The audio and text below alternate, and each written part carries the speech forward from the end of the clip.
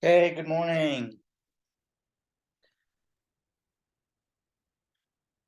Hey, Thomas, how are you? Well, yeah, it looks like stripes in the army and all. So, are you No, on the? it's a He's got the soccer Argentina jersey. kit. Yeah. Wow, that's cool. Yeah. No, it's I'm not in the army.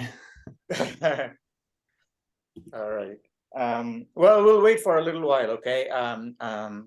Well, Nemo's not here today yet, so he's supposed to be the coder for today's class. So we'll give him a few minutes to join. You guys should just feel free to talk, okay? It's 8:02. Well, why don't we start at 8:10? Okay, 8:10, and yeah, I'm thinking. Well, we'll either do something with stacks or we'll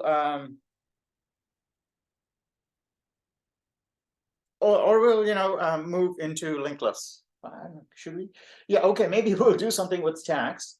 Oh, because we implemented a stack using linked lists.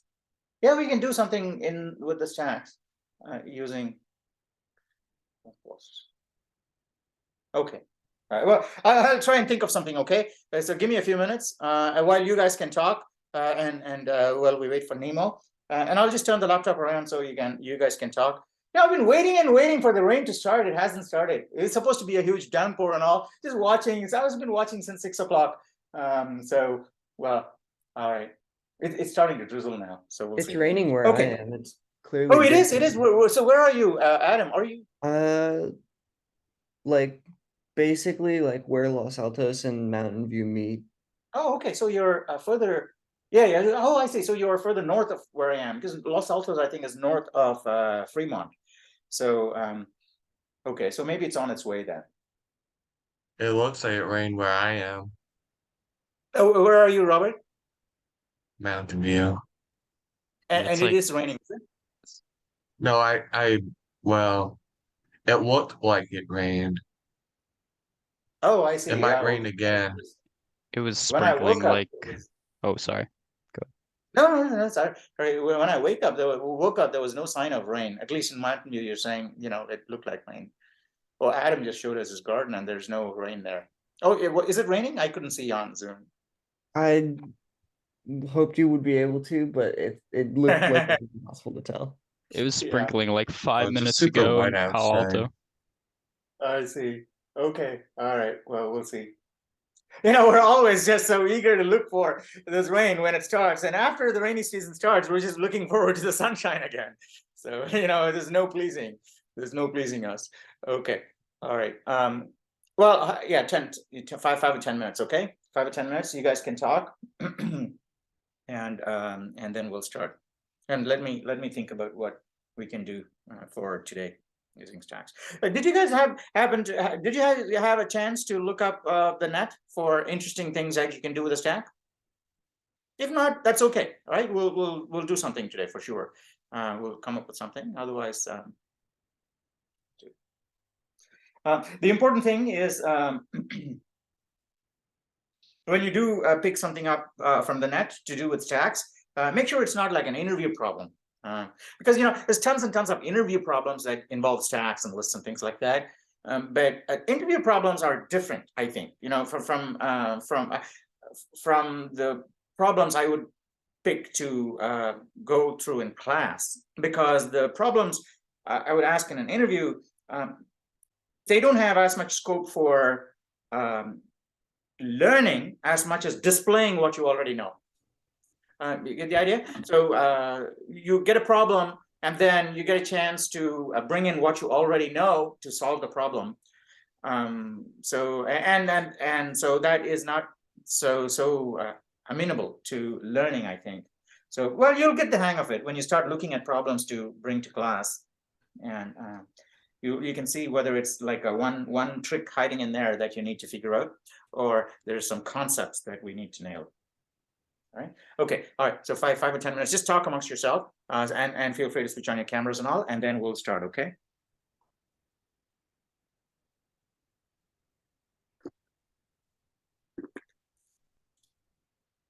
And keep talking, and so that people who attend class will know that there's something going on. Is that a Argentina jersey, Thomas? Yeah. I've had it on since like yesterday. You guys have Argentina, right? Or Huh? Australia, I mean. You guys play Yeah. Australia. And Yeah, I so, think it's on Saturday. The game's on Saturday. yeah. So What's your take on that loss to Saudi Arabia? Argentina always performs terribly their first game. Like that's like a rule. It was pretty upsetting because it was like 2 a.m. And so I think by halftime, Argentina was up by 1, but we had 3 goal. I don't know how to say it in English. We had 3 goals, but I like 2 of them were like, or 2 or 3 of them were like Disallowed. ahead. What's it called? Offsides. Okay, yeah. So yeah, I don't know if I love the tech that they're using. Cause like if it's not visible to the human eye, I don't know. I feel like the whole point is like that it's hard to express in English, but like the whole point is that you don't have like a very obvious unfair advantage. But if it's like by millimeters or like centimeter, I agree. that's not like what's the point of that? See, the thing is though, if it was the flip side, you would be like, yeah, he is definitely offside. No, I wouldn't. No, I definitely wouldn't. No, He's miles off, maybe. clearly. But yeah, no, I'm pretty happy. I'm gonna be in Argentina in like I think we land on the 19th. So hopefully we should. I mean, the World Cup will still be going on, so hopefully Argentina will still be in there. Because yeah, I was there when we played Germany in 2014, and it was really exciting. I mean, obviously it was devastating. Oh, for the final? Yeah. Well, yeah. It was terrible, but like Yeah. it was fun to be there, Yeah. We should code something today related to like the World Cup or like World Cup scores or something like that. Yeah. It might be a simple program. But yeah. No, I'm very That's very, cool. How old is Messi now? Isn't he like late 30s? Yeah. 35. I think it's 35, yeah. It's crazy. Yeah, he's 35. Yeah. Who's everybody else rooting for? Are people? No one say Brazil. You better not say Brazil. No, I'm just kidding. I'm rooting for Belgium, so I've got the game pulled up right now on my other monitor, but Yeah.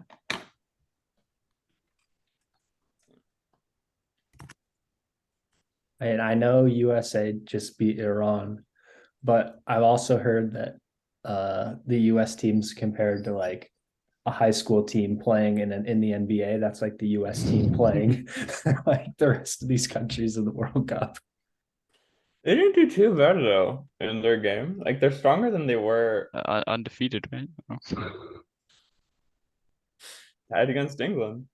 The English talked a fat game and then they tied. But I don't think we've ever lost to England ever in at least like the first game we played against England. I don't think so I don't know why they were so full of themselves.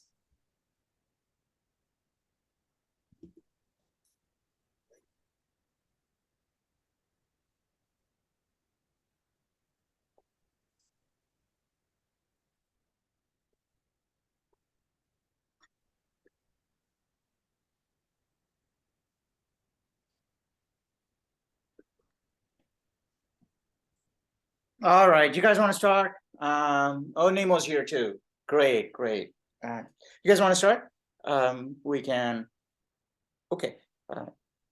So unless you guys have some interesting things to do with stacks.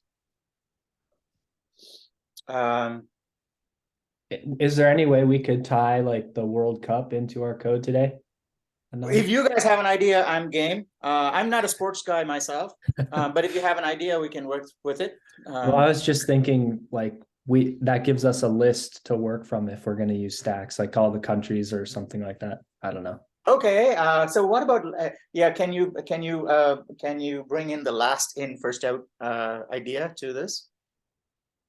So how does it go in the game? So last, it's not round robin, is it? I don't follow these things, but is it round robin like a linked list, or is it last team to play or something like that? I don't know. I'm trying to work stacks in here somehow. Yeah, I'm trying to think right now how that would apply. Well, the group stage is round robin, so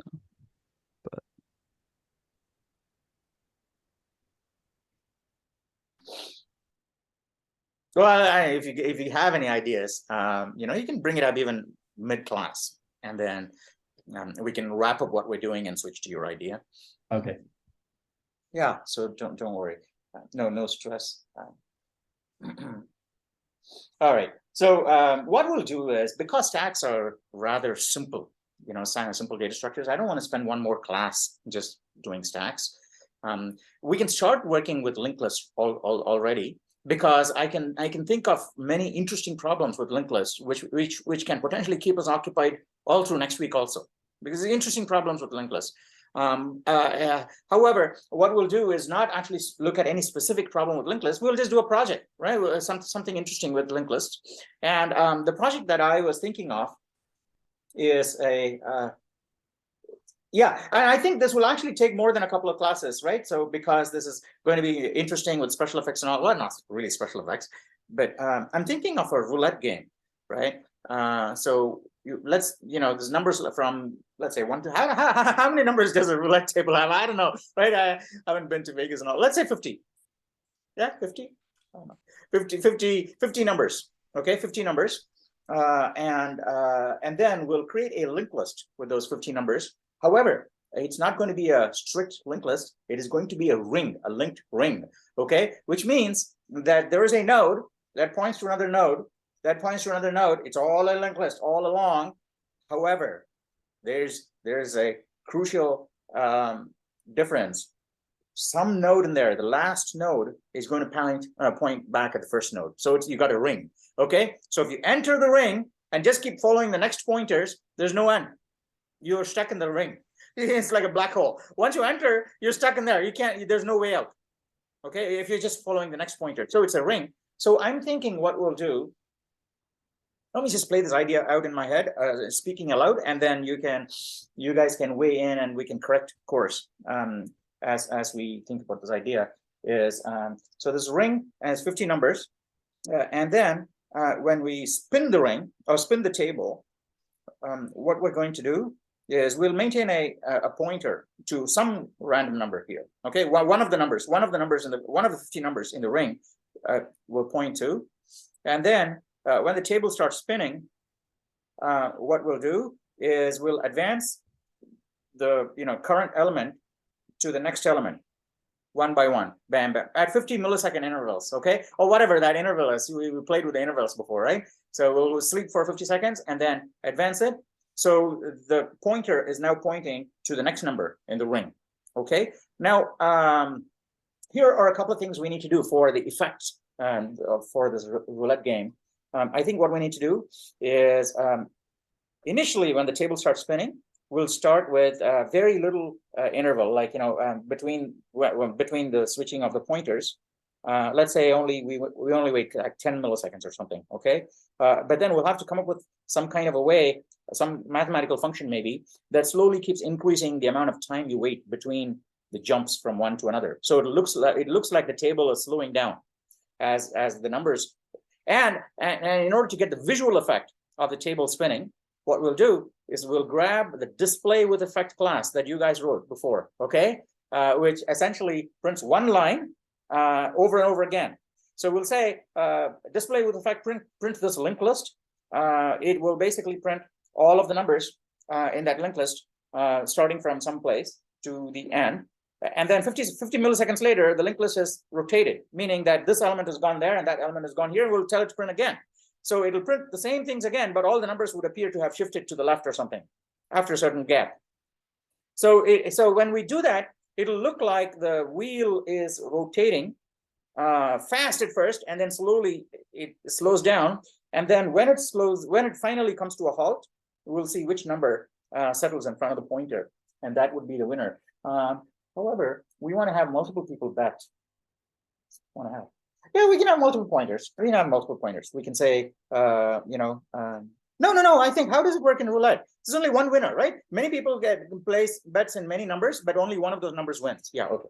So I think we're good. So we'll have a pointer, and then that'll rotate, and then we'll get the effect, the visual effect also. I think it'll be cool. Wait, It's worth a try. Anyway, it's worth a try. Okay. If you have any other better ideas, we can do that too. wait, quick Let's see. question. Could we do like tuples and then have like a second value that's like red or black, like 1 and 0? It's like, because there's colors, right? as well? Oh, so I see. That's how a roulette. Yeah. Roulette table. So you can bet either on a color or a number. Is that Yeah. it? Yeah. I So see. if we're doing a linked list, we're probably going to create our own node class, right? Yes. Which, something that stores our data. So Yes. it'll be pretty easy to just add that member. Add a color. So you can bet either on the number or the color. Yeah. Yes, we can do that. Absolutely. What we'll do is we'll put the color in the node, but we won't use the color in the first round of, we won't use the color in the first implementation, where people will only bet on numbers. And then once we've got that game going and we've played a couple of rounds, then we can say, all right, we're going to change the game to have people bet on colors too. I think if you bet on colors, the odds will be different. I guess not 1 in 50, 1 in 2 or something like that. Yes. Okay. Yeah, I think that's cool. All right, so we can absolutely give that a shot today with Nemo coding. And in the meanwhile, if someone can find the code to display with effect, yeah, and yank that also in. The rest of it we can just do. We don't have to pull in the stack code from last class. We'll just do it. So I haven't done this before, so I don't know how we may run into some roadblocks, and I don't know if we'll get to the end of it today, but certainly we can aim to complete it by next class. First, next week is the last week of class, by the way. Yeah, and linked lists and pointers. I think it's a good way to wrap up CS2A, getting to linked lists and pointers. This is a real power of C++. Okay, right. So the rest of you in row 3 and row 4. You should switch on your cameras as soon as possible. Andrew, Sadvik, Ashley, Honor, Joshua, Ken, Dashna, and Philip. Okay, so whenever you're ready, and also if someone can share the code to display with effect that came from a couple of classes ago, it was, I think, posted. If you can share that in the chat or something, and Nemo can click on that and pick that up. Because what we'll do is today's project will have 2 different classes. We'll use the display with effect class, and then we'll use the list class. We'll actually call it the roulette. We can call it the roulette class. It doesn't have to be called a linked list, but we'll play that by ear as and when we start coding. Is this this is a stack class? So Nemo, we don't need the stack class today. So what we want is a display with effect class. So someone, there you go. Adam posted something. I think that might be it. Right? Yeah, I think that might be it. That might be it. Yeah. So get the entire file from Adam, copy it, and let's paste it into. I don't know if online GDB. Well, what are you going to use today? Online GDB or? It is online GDB. Okay. All right. Does online GDB give you the option to have projects with multiple files? Can you open up the left? The left thing, nav again. No, it just says new file, but I don't see the Explorer. Where do you have multiple files in one? It's at the top. It's just tabs at the top, right below the run button. Oh, I see. Those are the 2 files. Okay, and I hope they're both in the same directory and all. So we can find out very easily. Just do a main. Just do a standard main. No. Keep that file. We need that file. So here, in your blank file, create a untitled, is it? Call it roulette. Call it roulette game. Roulette game. Yeah, roulette. Yeah, roulette. Okay. All right. Now, and then you can say class code for 11. Why we did that on the 7th, and it's already the end of the month. You know, it feels like yesterday. Today we will try to code a roulette game.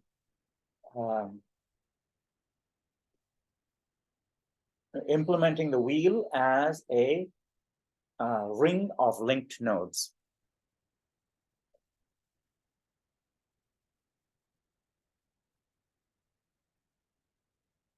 Oh, it's not a wheel. What do you call it? What do you call that thing? It's not a wheel. It's not a wheel of fortune wheel, right? It's that thing that spins. We're implementing the roulette, implementing the thing as a. I think it is a wheel. It is a wheel. Okay, implementing the wheel as a linked, as a ring of linked nodes, as a ring of linked nodes.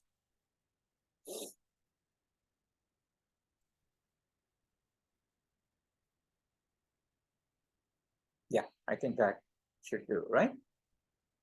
Okay, now just let's make sure that we can actually access that other file, display with effect and all. So just create a main method and just instantiate that object, display with effect, and compile it. And let's make sure it compiles, right? If it compiles, that means the compiler can pick up that other file. So int main, and then you need a hash include IO stream and using namespace also for good measure. A blank lines after that, you one more blank line, and then you can say, yeah, hash include IO stream. Yeah, using namespace, and then just instantiate that other class that we have. I think it's display with effect, and just call it, and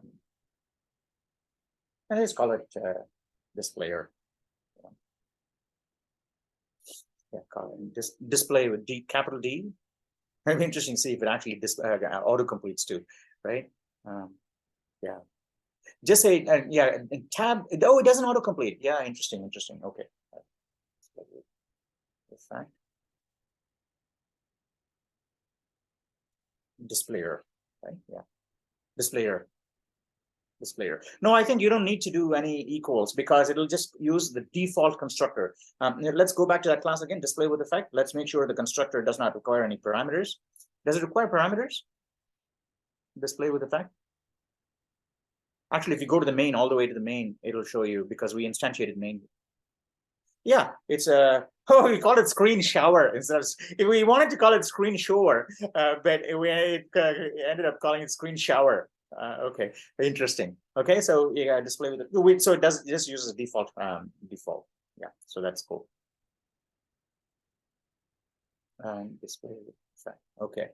All right. So now do we want to actually yeah, and then copy that main and put it here. Copy the remaining 2 lines in main and put it here, and then we'll see if it actually, yeah, screen, yeah. All right, let's run it. Put it there. Let's see if it actually works.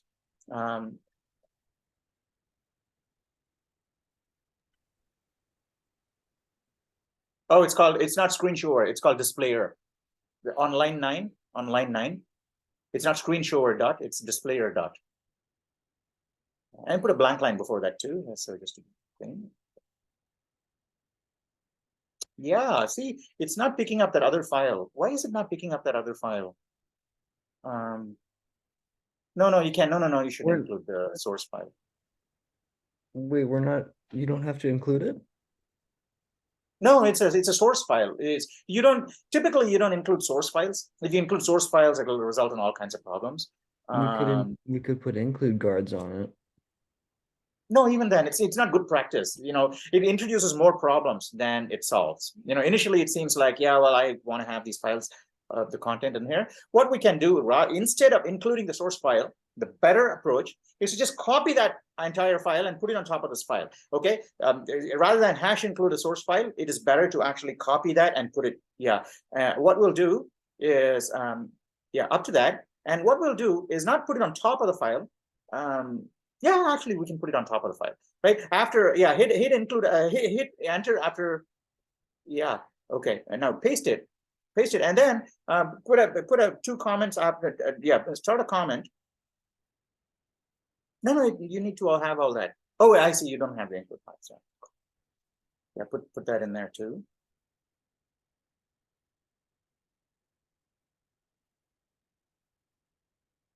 Okay, blank line before the namespace thing, and that'll be nicer. Okay, now what we want to do is go to the end before main. Start a comment, and then lots of hyphens after that. So we know, because it kind of paginates it for us. Lots, even more. Just go all the way to 80 columns. Until we figure out how to have multiple, files in the same project. No, that's too much. You see that gray line? You see that gray line on the vertical line? That's your 80 column line. You only need to go up to there. Otherwise, it'll wrap around and it'll look ugly. So backspace, yeah, more. The thin gray line is your 80 column marker, I think. Yeah. Okay. What is finish equals to? I don't remember that we had this variable called finish equals to and all. Where did that come from? Can you scroll up just a little bit? What is that finish equals to and things? How did we get those things there? I don't remember having those things there. Finish equals 0. Wow, I don't remember coding this. Finish equals, what is the purpose of finish, by the way? Maybe someone was hacking it afterwards. Oh, this is Satvik. Satvik posted something later saying I used a stir copy and stuff like that, and then he had an extra variable called finish. Okay, so let's clean it up so that I don't know what Satvik was doing. So so we'll just go back to what we had before. We can don't same code.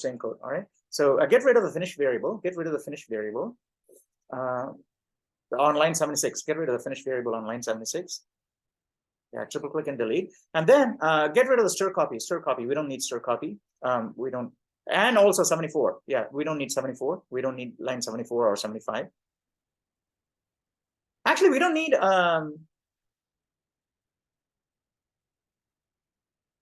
yeah. I think that's good. We need the length of the array. So you can get rid of the blank line. You can get rid of the blank line on 74. Okay, so for size t I equals 0, I is less than screen.size. So screen does have a size, I hope. What did we do? Someone has to refresh my memory what we did. Okay, so size t I. All right, so until then, and then we say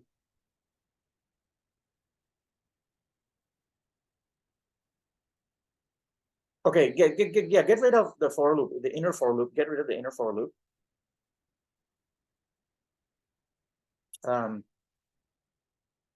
What I think what we said was show string at or something like that. I think we had a method that said show string at. Can you scroll up a bit? I think we had something that said draw string at.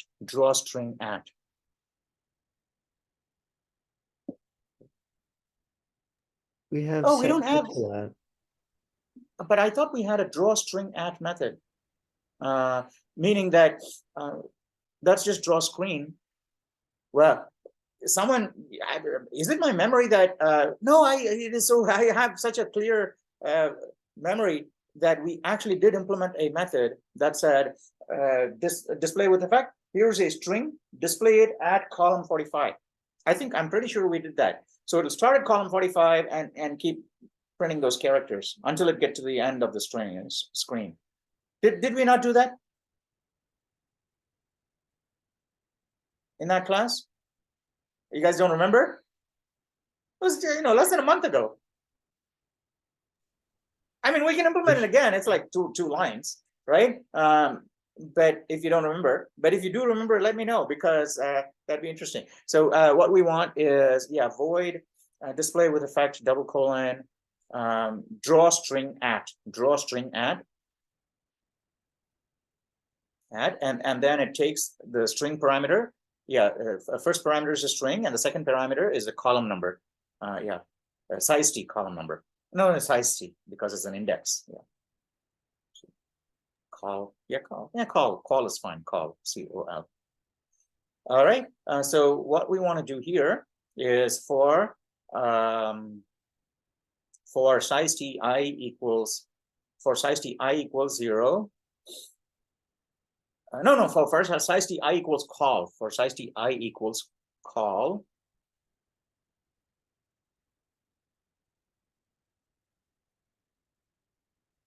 No, actually, hang on. No. All right. So for size t I equals 0, we'll just start with yeah.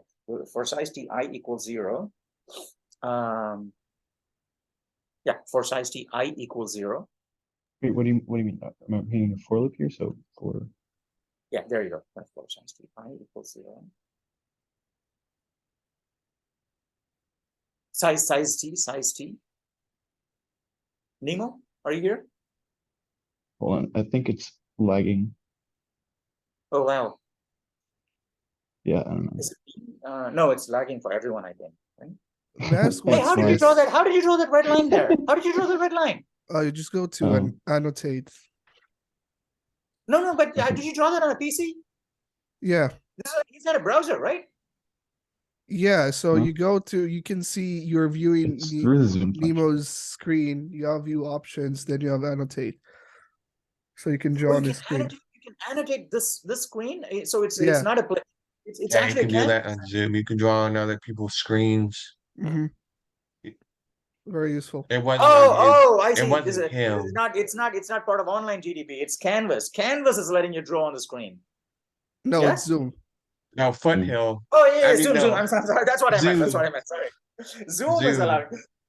For a moment, I was Right. really, yeah, I was taken aback, saying, "Oh my gosh, this is online, text-based thing that is allowing you to draw and all." So that's Right, but I was asking, is this namespace the fact that we write display with effect all the time? Or is this something else? No, that's not namespace. That is a class. That is a class. If you that is the name of the class. And what this says Right, is that but- I'm going to define a method called drawStringAdd, and that method belongs to this class. That's what it's saying. Right, but it kind of reminds me the notation of Yes. namespace. It is. The notation is very similar to it. It is the same. It is not similar. It is exactly the same as namespace, and it kind of has the same functionality in a way, right? Because namespace kind of restricts everything in within that namespace, and this also restricts everything inside the class. So the class is kind of a namespace for things inside of it. Right. Because Okay, inside yeah. you can, yeah. So that's why. Oh, yeah, I see what you mean. Yeah, because it's So size basically the ti same equals- concept. Yeah, same kind of concept. Slightly different, but same concept. So size t I equals 0, I less than s dot length. I think we use s dot length. S dot length. S dot length. Open close, yeah, and then I plus plus. And inside, what we want to do is do we have a draw char add or we have a do we have a method called draw char add and etc. Clear pixel, set pixel. We don't have a draw char add. Okay, yeah, all right. No, that's fine. So we will have to. Do we need the method? Okay, well, let's not create a new method. What we can do is so screen square bracket I. Okay, so I forgot everything about the innards of this class. Okay, so what we want to do is if I plus call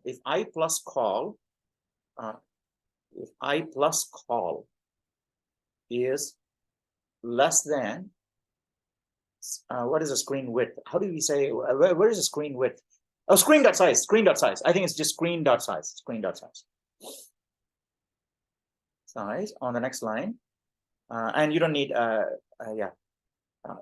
you don't need braces. You don't need braces because I think it's just one line. No, you don't need the braces. Yeah. Okay, on the next line, we're just going to say screen square bracket I plus call. Inside I plus call equals s square bracket I. I think that should work. Okay. Can someone just follow the logic of that in their minds and tell me if there's something wacky there that it won't work or there's a bug or something? Because there's corner cases and things like that. Okay. So just run this code in your head and tell me if this will work or not. Okay. It's void. It draws a string. It takes a string and it needs to draw the string starting at column number call. So it starts from the first character of the string because, call I plus call. Yeah.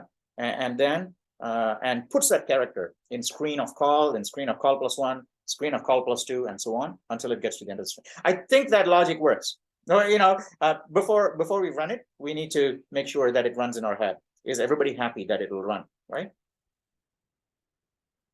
Yes or no? Okay, right. So we can give it a whirl. Go to your main. Let's see if How come you got all these blank lines inside this? Oh, I see, display with effect. All right. So what we want to do. Hey, wait a sec, wait a sec.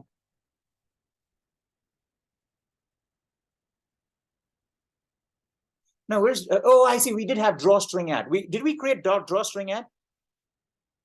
Hey Nemo, I'm so sorry. Okay. I don't know where the code is gone.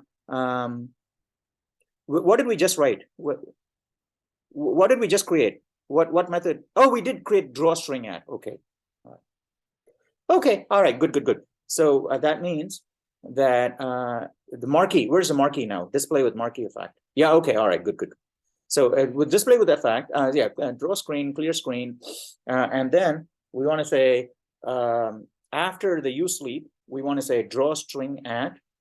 After the use sleep, we want to say drawstring at, and then let's say hello or something. String s, drawstring at. No, first parameter I think is, oh, I see, it's screen dot drawstring at. Screen, it's a method, isn't it? Is it our no drawstring at is a method, isn't it? Or is it? Yeah, it's a method. So it's screen dot or displayer dot, is it? Oh, screen. Professor, you might want to look in the chat. Oh, I saying see. You Okay. might want to look at the chat. Okay, all right. Yeah, hang on. Let me take a look.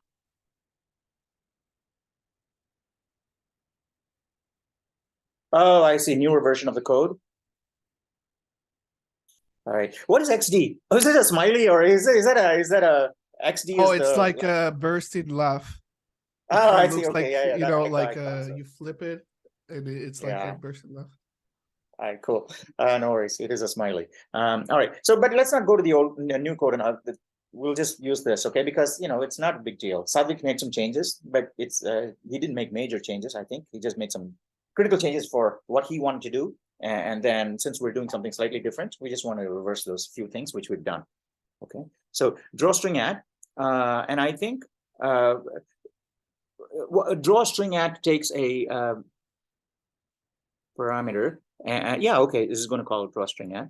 And the first parameter is a string, and say hello, and hello. Oh, hang on. No, string s is passed in. So the first parameter is s. First parameter is s. And what was the second parameter? Oh yeah, call. Call. Let's say I. Okay. Now, so the effect of this is going to be it's not going to go float from right to left. It's going to float from left to right, I think, because we're starting at 0, drawing it at 0, and then drawing it at 1, and so on. Clear the screen, draw. Okay. I think that should work. Okay. Compile and run it. We'll see if, and then we'll fix the issues, and then we can start working on the other thing.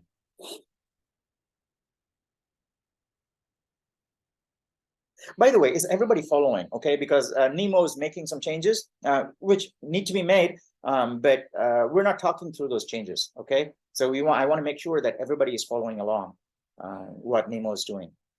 Okay, if not, you should let me know so that we can slow down. Okay, yes or no? Is everybody okay with the speed? Oh wow, look at all of the errors. Okay, where is it gone? Display with effect. Oh, it actually does require. No. Oh, I see. Wow. Okay. Yeah. All right. So it looks like there are quite a few changes. We can make this. Don't worry. Okay.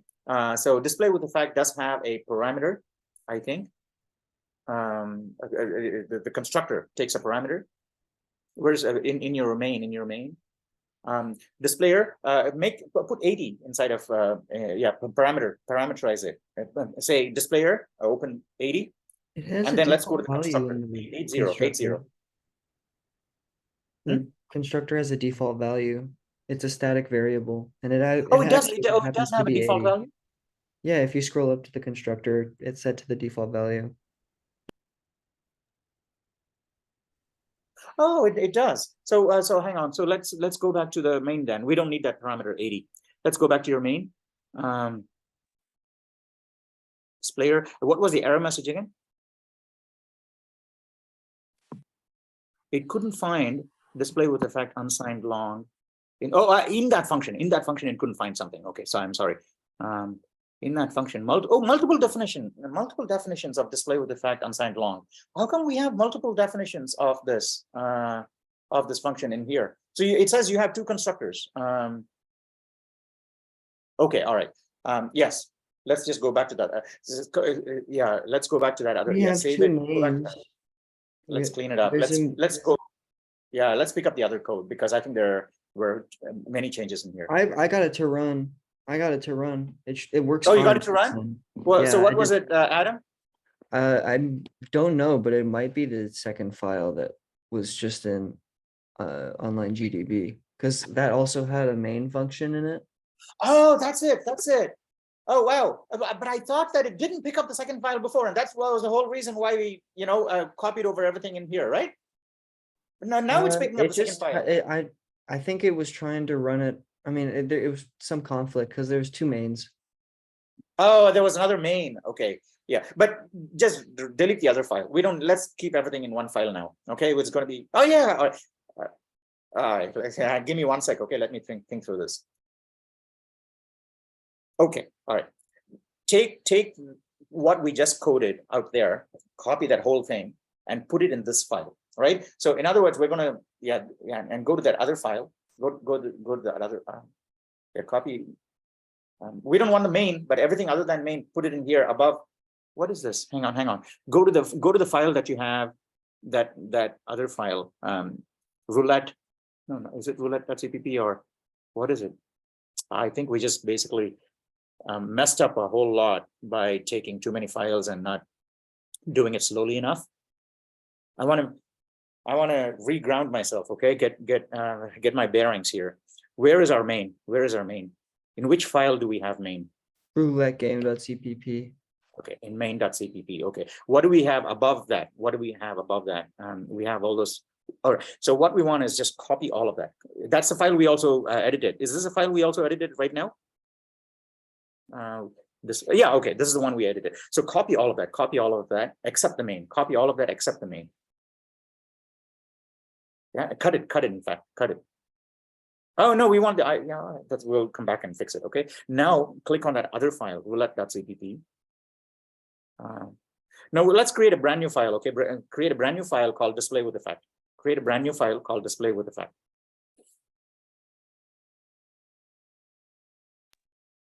Professor, may I ask this slightly unrelated question?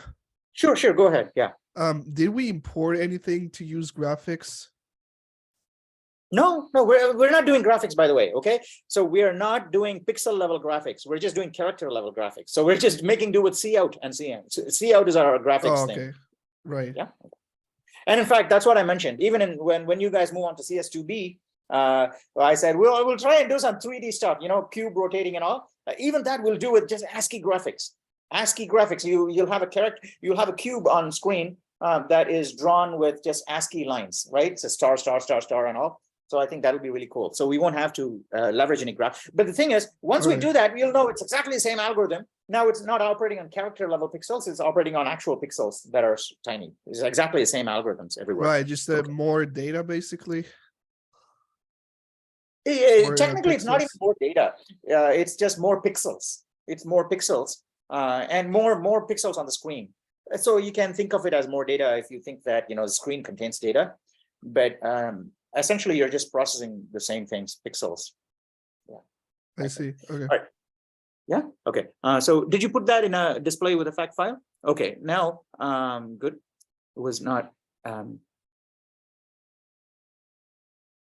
All right. So that's there. Oh yeah. Now go to your roulette game.cpp. That's got stuff. That's also got display with effect? No, it hasn't. It hasn't. And what about your main? And what does your main.cpp have? That's all. We can actually, let's delete main.cpp. Let's delete main.cpp. Can you delete the file? Is there any way to delete the file it's not online? letting me. It's kind of weird. Oh, So there you go. this There one- is a delete. Yeah, but it's not letting me show up for main.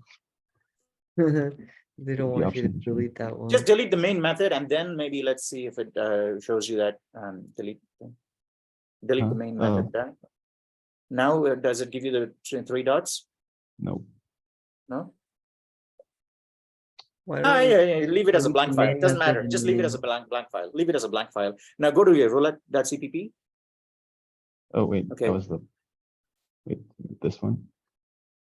How come I'm seeing all these really crazy things to do with stacks? Where am I seeing the stack code?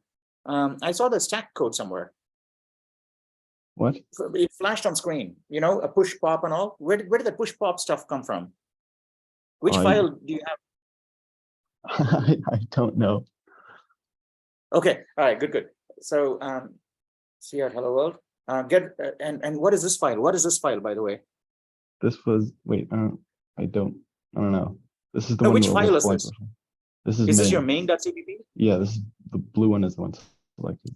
Oh, that's why it's not letting you delete it. It requires a main.cpp. Okay. All right, so what we can do is grab everything from roulette.cpp and put it in main.cpp and delete roulette.cpp.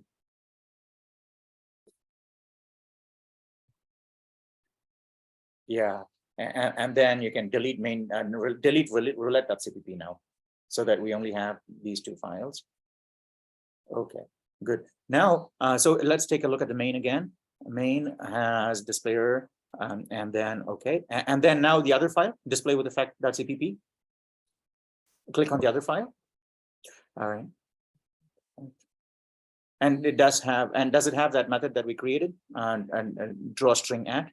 Okay, all right, let's try this. Let's try compiling this now. And okay, all right. So why does it say display with effect was not declared in this scope? Oh, you don't have anything there, hash include IOStream and everything, but put that too. Just, you know, just let's make sure that it hash include IOStream using namespace standard. And why is it not pulling that other class in?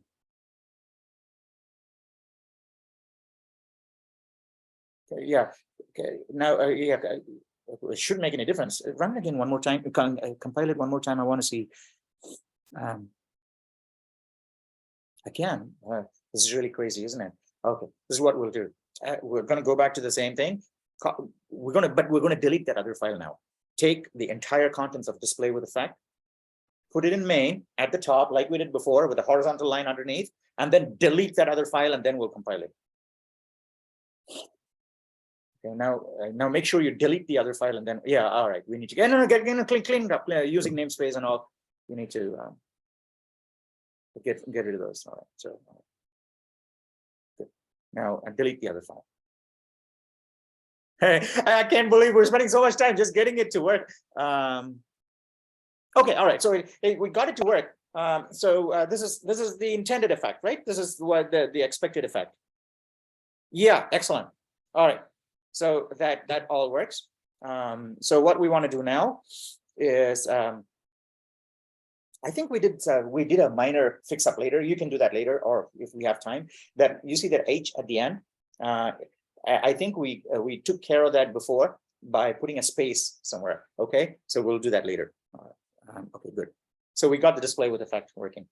Now let's go to the bottom of that file, roulette.cpp, and we'll create a node class above main.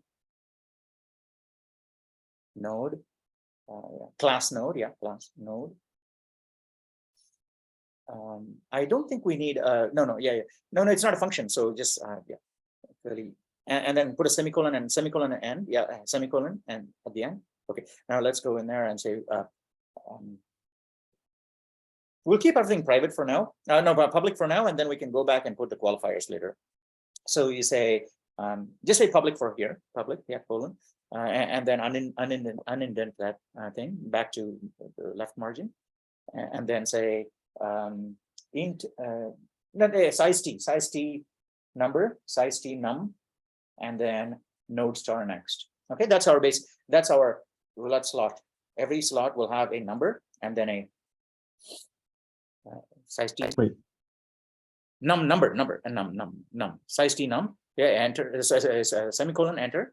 Oh, and then okay, a node star next. Okay, all right. Now in our main, what we want is, look, in fact we're not even going to create another class. Should we create a class coloring? Yeah, let's create a class coloring. Okay, so we'll create another class underneath, right? A class Yeah, one more black line class and call it ring, right? A ring. Yeah, a space. Yeah, there you go. And what we want here is size t ring size, right? Yeah, size t ring size. Or size, yeah, size t size. Or num slots, you can call it whatever you want, num slots or size. Yeah, semicolon. And then on the next line, you want to say node star. Yeah, capital N, no, capital N. And then node space star, node space star. Node space star. Let's call it start, right? Let's call it start. Or call it first. Okay, now and then we need a constructor. And a constructor below that, and then one more blank line. And you say ring open parentheses. You want to do it inline? Yeah, I think let's try and do it inline. Size t n, that's n, equals default size, all uppercase, default size, all uppercase. No, size, make it size. Professor, we would need a stack to store all the node pointers and store like the order they're gonna be at. I'm sorry, Mark, can you say that again? I said we would need a stack to store the order the nodes are connected at. Do we need a stock? You said, do we need a stock? Stack. I mean, with a name. Oh, stack. Oh, no. We're not even going to do a stack here. We're not going to do a stack. Ring is essentially, we're not doing a stack. In fact, we're doing a ring. A ring is a completely different data structure than a stack. And it is similar to a linked list, but it is not a linked list because a linked list, well, it's similar to a linked list, but it is a linked list in which one of the nodes points back to the first node. That's all. Right. Yeah, because this looks exactly like a linked list. Exactly. Yeah, because I did this. I think when I took Python object programming, we did linked list. And we had like a stack to, know the order of what points where. So it looks exactly like that. Besides the last element is not pointing to the first. Yes, exactly. If the last element points to the first, you get a ring. Otherwise, it's just a linked list. Right, but how would you know the order then if you're not using the stack? Right. So what we'll do is, well, we don't need to know the order because the ring knows what the first element is. Yes, Mark. Oh, I see. Right. Ring knows what the first element is, and the first element knows what the second element is, and so on, all the way to the end. Oh, yes. I see. Yeah. Okay. Right, because it's a loop, so you can always know where you are. Yeah. Const size t default size equals, I think let's start with 50. Okay, 50. No, let's say 40. Hang on. How wide is 80 columns? 80 columns. So if we print a number, 2-digit number, and then vertical bar, that's 4 per number. Let's just do 20. Okay, let's just do 20. 20. Yeah, okay. Because this is going to be a roulette wheel with only 20 slots. And I'm saying 20 because when we print the roulette wheel out, we'll print the numbers with a vertical bar on both sides so that it looks like everything is in a cage. And I think that's how it's in my mind. I don't know if that's how it'll look. Okay. Doesn't a roulette wheel have like 38 spots? I mean, do we want, if we want, we could do like a basic, like a traditional roulette wheel, like an actual one, which has like 38 spots. Yes.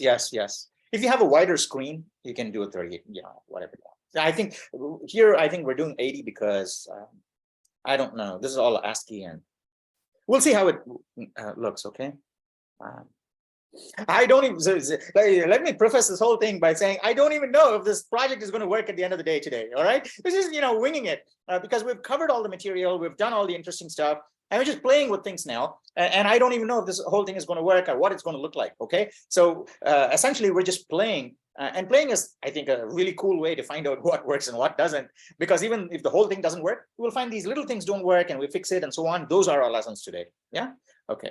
All right. So that's our constructor. So our constructor essentially needs to allocate that many nodes.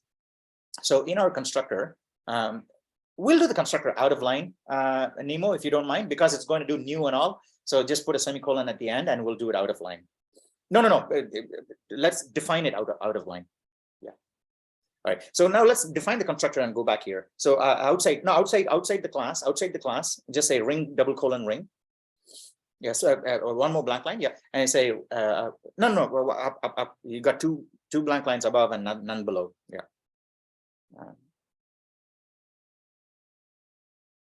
No. Go to 108. Go to line 108 and hit enter. Enter. Okay, now say ring : ring.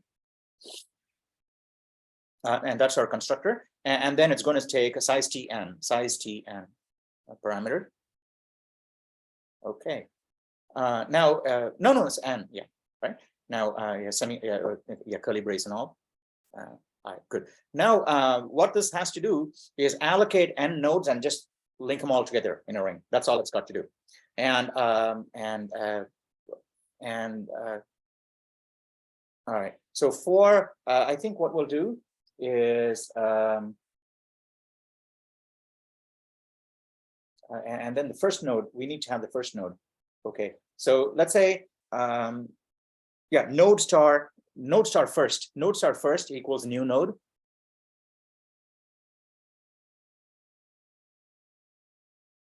First equals new node. Now, a semicolon, we're going to do one minor tweak here, which we didn't do before. We're going to parameterize, we're going to give the node itself a constructor. Okay, so let's go to the node class on line 97, hit enter. One more time, and say node, open parentheses, size tn. No, the parameter size tn, size tn. Right, and then inside and you can do the whole thing in one line. You don't need to have these things there. Yeah, and you basically curly brace, and you say num equals n. Right, num. Hang on. Yeah, num equals n. Semicolon. Yeah. Okay, now in our main, ring constructor, you parameterize that with number one there. Okay, enter. Now one more enter. Now what we want to do is for size t, I equals 0, I equals 1. No, I equals 2. For size t, I equals 2. I is less than or equal to n. I is less than or equal to n. I plus plus. Yeah, enter. Now what we want to do is first arrow next equals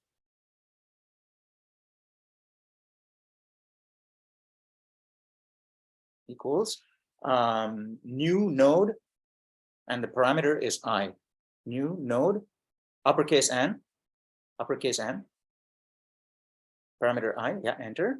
And then what we want to do is, maybe we shouldn't call it first, okay? Call it a node star, node, what should we call it? Someone just come up with a good name. Node star, just call it Current. Yeah, current, thank you, current, CUR is good. Yeah, CUR and CURR, 2 R's is good. Yeah, 2 R's. Okay, so current arrow next equals new node of I, and then enter. And then you have to say current equals current arrow next.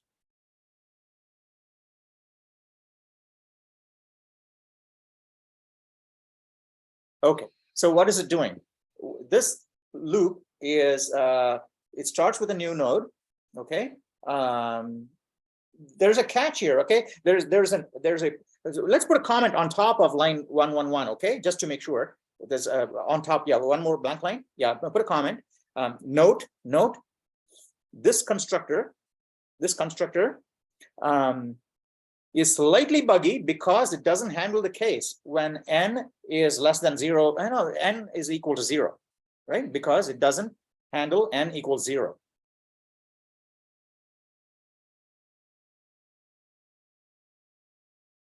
Yeah. And you can say on the next line, you can say to do fix it homework. Okay, to do fix it homework. And in fact, don't put a hyphen between to do, because if you don't put a hyphen, the IDEs will pick it up. IDEs, when you open a file, it'll automatically just go to all the lines that have to do in there, like that. Yeah, to do fix it homework, right? Fix it homework. Okay, now let's run this in our head and make sure that this will actually construct. Oh, we didn't do the last part. Okay, when it exits the loop, current is pointing to the very last one, isn't it? So we want to make it point to the first one. And so how do we get the first one? So we need to store the first one too. All right. So node star cur equals, and then on the next line. That's Sorry? We have that as a private member or public member of Ring. I think it's a member of Oh, Ring. it is but no, we haven't said it yet. This is a constructor. Yeah, so let's set at the start, instead of setting cur to new node, let's set Oh, yes, thank cur you, to thank new you. node Yes, and cur to thank you. first. Adam, yeah, that's great. Adam's great suggestions from Adam, even last class. Okay. No, it's not node star first. It's you already have the node in the ring. You already have first in your ring class, right? So you just say first equals. Because I bet that you have a member called first inside of node. Yes. If you go to your ring class, first, yeah, hang on. Yeah, there you go. That's your class ring, and you have node star first. No, hey, wait a sec. First. No, you don't have that equals node one there. Where did you? Yeah, I think we're slightly out of step here. One sec, okay. Go up a little bit. Go to line 105. All right, so that is the class def. You can't do an assignment there. So get rid of the equals new node one there. Did I put it in? Did I say equals new node one there? Was it me? No, I don't know. All right, okay. Because you can't assign things in a constructor like that. So what we want to do here is current equals new node. Current equals new node. Yeah, current equals new node. And open bracket 1 in there, 1. On the next line, you're going to say first equals current. Okay, first equals current. No, not node first. First equals current. In fact, you can make it clear by saying this arrow first equals current. This is this arrow first equals current. This arrow first equals current, and put a comment there on the same line saying this arrow.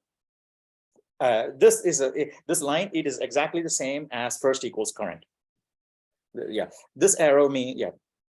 No. You can say this line is exactly the same. This line is this statement is exactly the same as if same. You can say same as first equals current. Same as first equals current. Yeah. First equals current. Okay. Because this basically says do it in this object. That's all. That's the only thing.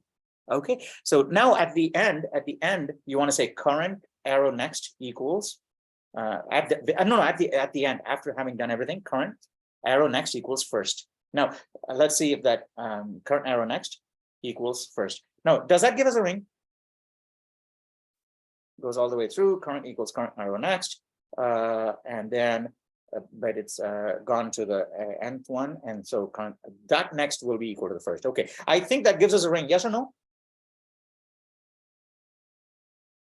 Everybody okay? And now only Adam is nodding his head. Everybody should be on board here. So please give me because otherwise there's no point in continuing with the code. Okay, because if it's only me and Adam and Nemo and a few other people coding, then this class is useless, right? Useless meaning it's not really being of use to the majority of the class. Is everybody okay with this? And the problem is I can't even see most of you, right? Almost half the class has got their camera switched off, so I can't even see if you're understanding these things. So you guys have to, if you've got your camera off, you've got to speak up and say, yes, please go ahead. Otherwise, just switch on your camera so I can see that you are, at least raising your hand. All right, go ahead. Sorry? can we proceed or not? Okay, hey guys, can you please switch on your cameras, please, Sadhvi, Connor, Philip, Susilo, all of you guys, Darshana, so that we can be more, engaged in class both ways. Yeah, you can continue. Okay. All right. All the others here. I hope the others are here, because I didn't even hear anything from them. Okay. All right. So does everybody understand that we have? I think we have a ring there. Okay. So we created that now, and each of the ring nodes will have a different number in there. So let's go to our main and instantiate a ring, and yeah, below that, and get rid of this that line 127. We don't need line 127. That was just to make sure it works. Okay, so hit enter.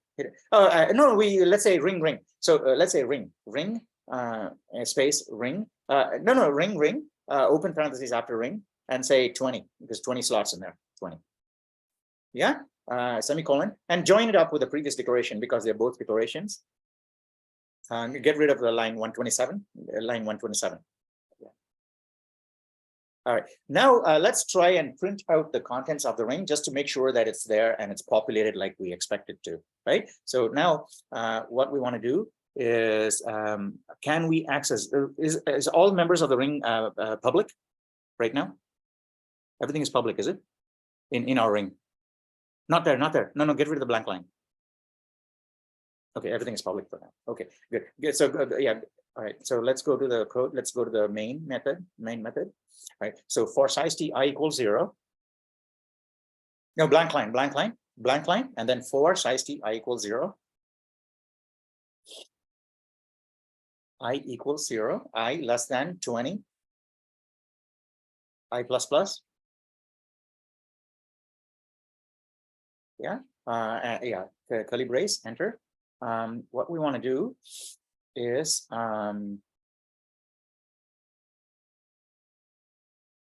yeah, well, we need one more statement on line 128. Go to 128 and hit enter. We want one more statement there, right? Say node star first equals. We actually have ring dot first. No, we do need this. Okay, right. So node star first first equals ring dot first. Yes, ring dot first. Yeah, ring arrow first. Also, let's not call it first. Let's call it cur, like Adam said. Okay, just double click and call it cur. Okay, ring node cur equals r. Good. So inside the for loop now, what we want to do is inside the for loop. Right. What we want to do is see out cur, and then yeah, cur arrow. What do we call it? Num. Cur arrow num. Yeah, and then yeah, no, endl. Yeah, semicolon, and then on the next line you want to say cur equals cur arrow next.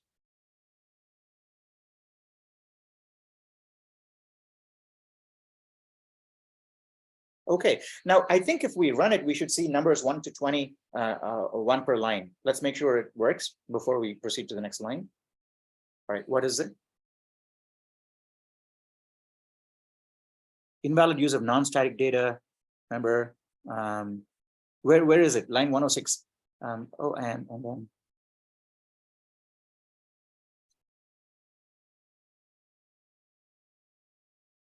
All right, just get rid of the const for now. Okay, let's get rid of the const for now.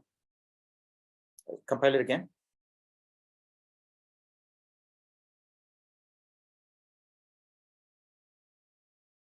Where do you have that? Where's line 108? Where's line 108?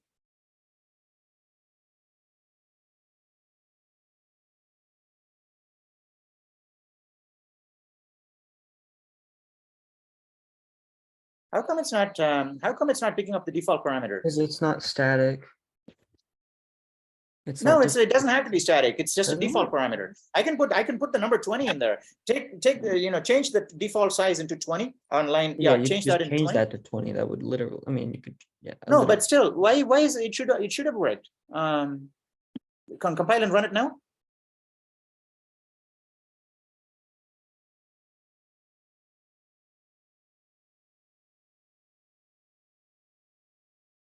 what is your first, go to, where is this arrow for, in your ring class, go to your ring class. Let's look at your ring class stuff again. Node star first. Yeah, node star first. So it is a node pointer. And then what did it say here? Node star current equals ring arrow first. And it says, what does it say?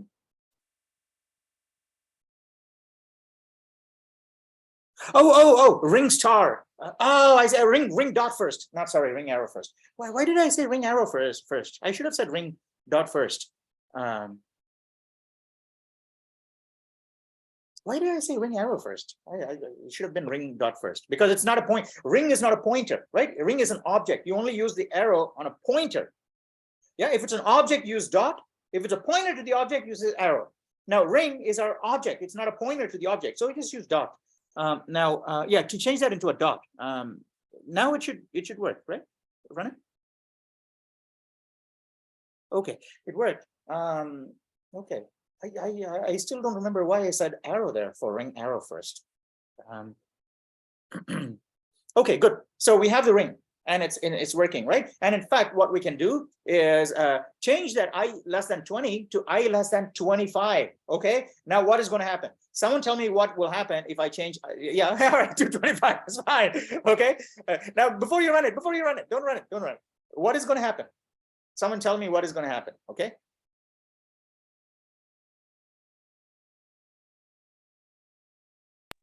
Take a guess. What is going to happen if he runs it now? If he runs it now,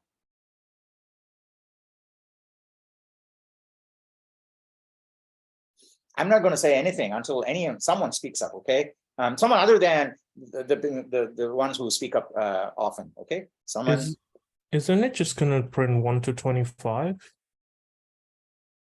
All right, so we have one guess. What else? What else do we have? I would say, I haven't been quite following along 100%, but it will go, like, it will print out 25 numbers, but like the last 5 numbers will be the same. That's my guess. So what will the last 5 numbers be? 20. Okay, so we have 2 guesses here. Okay, so Susilo said it'll print numbers 1 to 25. Robert said 1 to 20, and then 20 repeated 5 more times. Okay, any more guesses? Take a chance. Okay, take a stab. This is your chance to play around and try wild guesses. Okay, what's going to happen? Maybe the last 5 numbers, 1 to 5. Joshua. Okay, so we have 3 guesses. Okay, Joshua said it'll print 1 to 20, followed by 1, 2, 3, 4, 5. Okay. Oh, 1, 2, 3, 4, or something like that. So can we run it now and see what actually happens? It's almost like a roulette game, right? Because we have 3 guesses and we're going to see who actually won. Yeah, there you go. Robert. So there you go. Joshua's a winner. Okay, double your money. All right. So why did that happen? Because it's a ring. It went, next. Okay, it printed 20. What is the next of 20? We got 20 pointing back to 1. So the next of 20 is back to 1 again. That's why it's a ring. Okay, now you can go in this ring for infinite. So you can size T I less than 5 trillion. Okay, and it'll still print all the numbers one after another. Yes or no? So that's why it's a ring. Yeah, if you still don't understand it, we can spend as much time on this as possible, because like I said before, this roulette game, maybe it'll spill over into next class. Who cares? Okay. Eventually we have like 3 more classes before end of the quarter, because we have 2 classes next week. Definitely, I'm almost 99.99% confident we'll finish this. Okay, we'll actually finish this and have a chance to play this game. Okay, and actually play money on it too, right? We'll actually be able to play this game and have a fun time. So I'm not worried about time, but I am concerned that everybody should be on the same page, and some of us aren't, because Robert said he wasn't following the code along, right? We got following along with the code, and he didn't say anything. I don't want anyone to not say anything. If you're not following along, this is your chance, right? Say that, all right, this is not clear. Let's go over that. And let's make sure that everybody's on the same page before we go on to the next step. Okay? Everybody okay? Any question at all, just ask. What we have is basically a series of nodes. Okay, each node is pointing to the next node. Every time right? We get to a new node, okay? But when we get to the 20th node, that guy is not pointing to a new node, he's pointing to the first node. That's all. So essentially we have a linked list, but technically it is an infinite linked list. Well, it's not, it just has no end. It's a ring, okay? It just loops around like that. Now I think it is a reasonably simple complex concept, okay? So I'd like to know if everybody's on the same page before we proceed, okay? Especially the people who are not on camera, okay? Sadvik, Kenneth, Connor, Darshana, okay? If the four of you are okay with this. Andrew, are you guys okay? Everybody okay with what we just described? Yeah? Please raise your hand so that we can move forward. Ashley, you good? You good? Ashley, you good? Yeah, okay. All right, Where's excellent. where's the line that points from 20 to the first one? From the 20 to the that's first really one? cool, isn't it? Yeah, someone answer that. There you go. In the constructor. Oh, I see. Yeah, is that cool? Yeah, so that's, yeah, you got it cool. So it is a ring, but it doesn't look like a ring, isn't it? It's a ring in virtual space. So it is basically a bunch of nodes, and if you look inside the actual computer's memory, you will actually not see a ring at all, because the memory cells won't actually be next to each other. They'll be all over the place. They will, in fact, they'll be like this, tangled up and all. But abstract notation. That's why it's an abstract data type. The ring is an abstract data type because it doesn't look like a ring at all. But in an abstract sense, it is a ring. Yes. That is why even a stack or a linked list, if you go inside your computer into your RAM, it's not going to look like a stack. It's not going to look like a linked list. But in an abstract sense, it is a stack, linked list, abstract. It is a ring. Yeah. And that's why everything, all the concepts we have in our head, in our minds, in our brains, they're all abstract concepts, because what you have in your brain is just an abstraction of a chair, a table, an abstraction of Adam, David, all of you guys exist in my head, but abstractions of you, and not even real you, right? Because I have absolutely no idea, except what I see and observe of your behavior. I have no idea, right? So, so that's the abstraction I have. The abstraction that people have in their minds is not at all like reality. Reality is completely different. The abstraction is just an aspect of reality that we project into our minds. Okay, all right, good. Everybody okay? Can we proceed? Okay, so we have the ring now. Yeah, go ahead. I have another question. Can you scroll up a bit? Okay, so the node and then starker equals new node. Why is there a new there?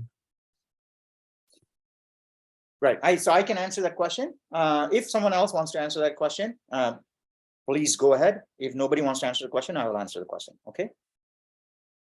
Does someone want to answer the question? All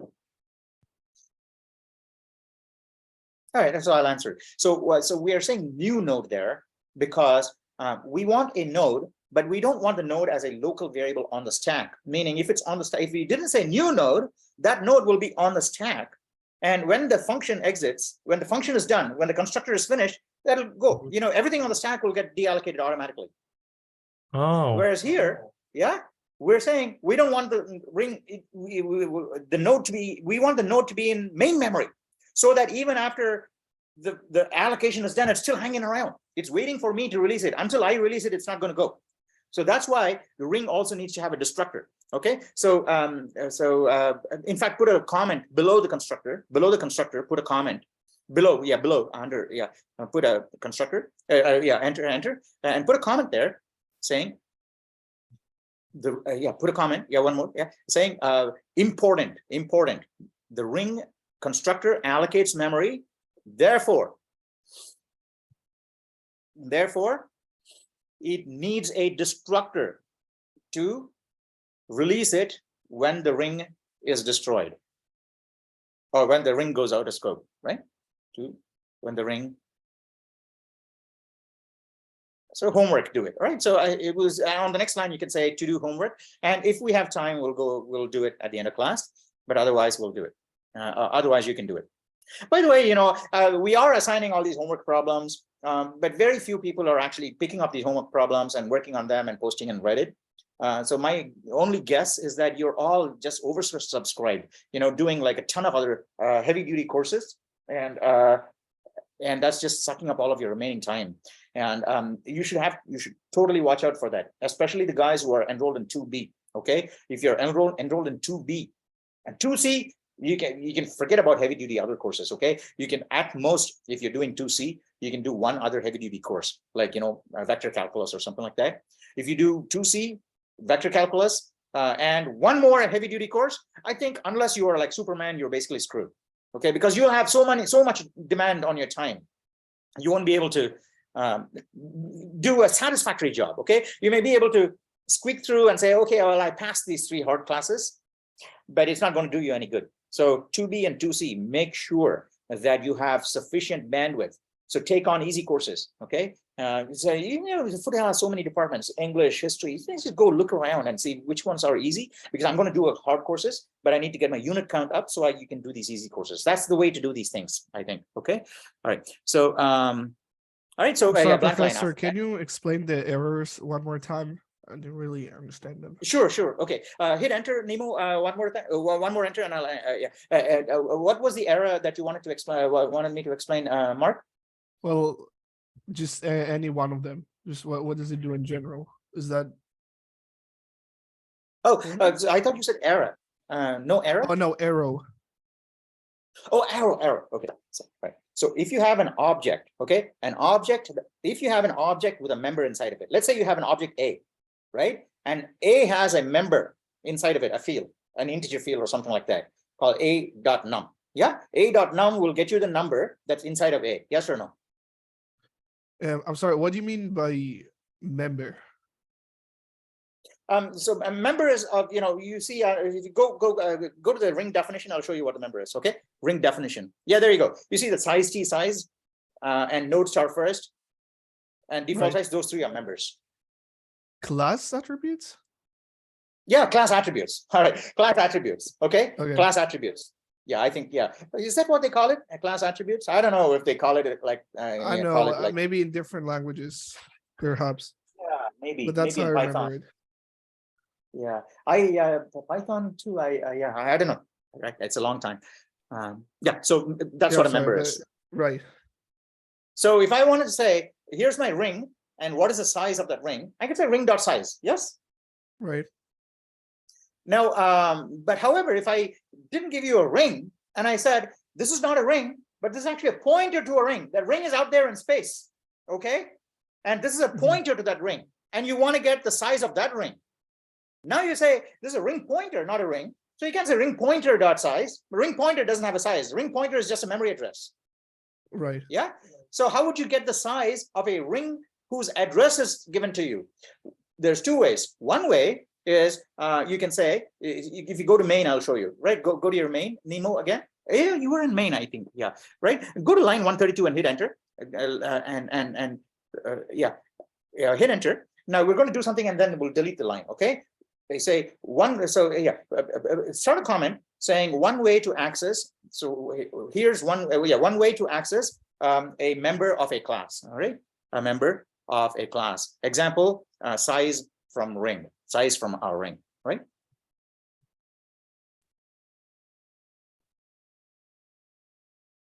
Yeah, size from ring, not size from ring. From.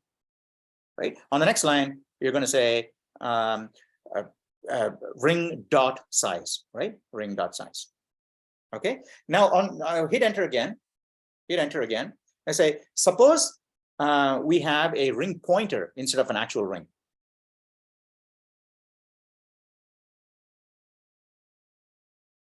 Right. So on the next line, you can say ring pointer equals, or say ring star ring pointer equals, ring star ring pointer equals. No, capital R, ring space star RP. Say RP equals address of ring. No. Address of is the ampersand. Okay.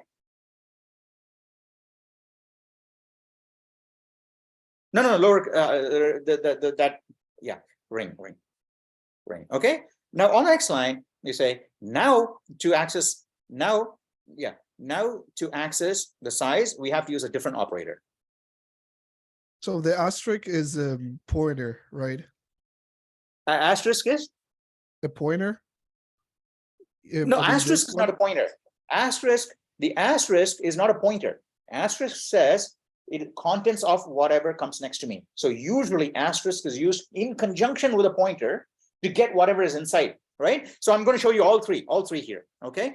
How to access the size, we need to use a different operator, rp.size. Yeah, rp.size. Oh, and we can also do it another way.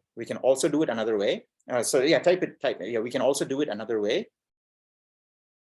As, right? Now say star RP within parentheses, Now at the end of that, say dot size. Now I think that'll answer all of Mark's questions, okay? Now, these three things are exactly the same. So what the second one, the arrow notation says, is that get the thing from this pointer to an object, get the member, the class attribute. The third one says, use a star on the address to get the actual ring. Now, star RP is not a pointer to a ring anymore. It is the actual ring.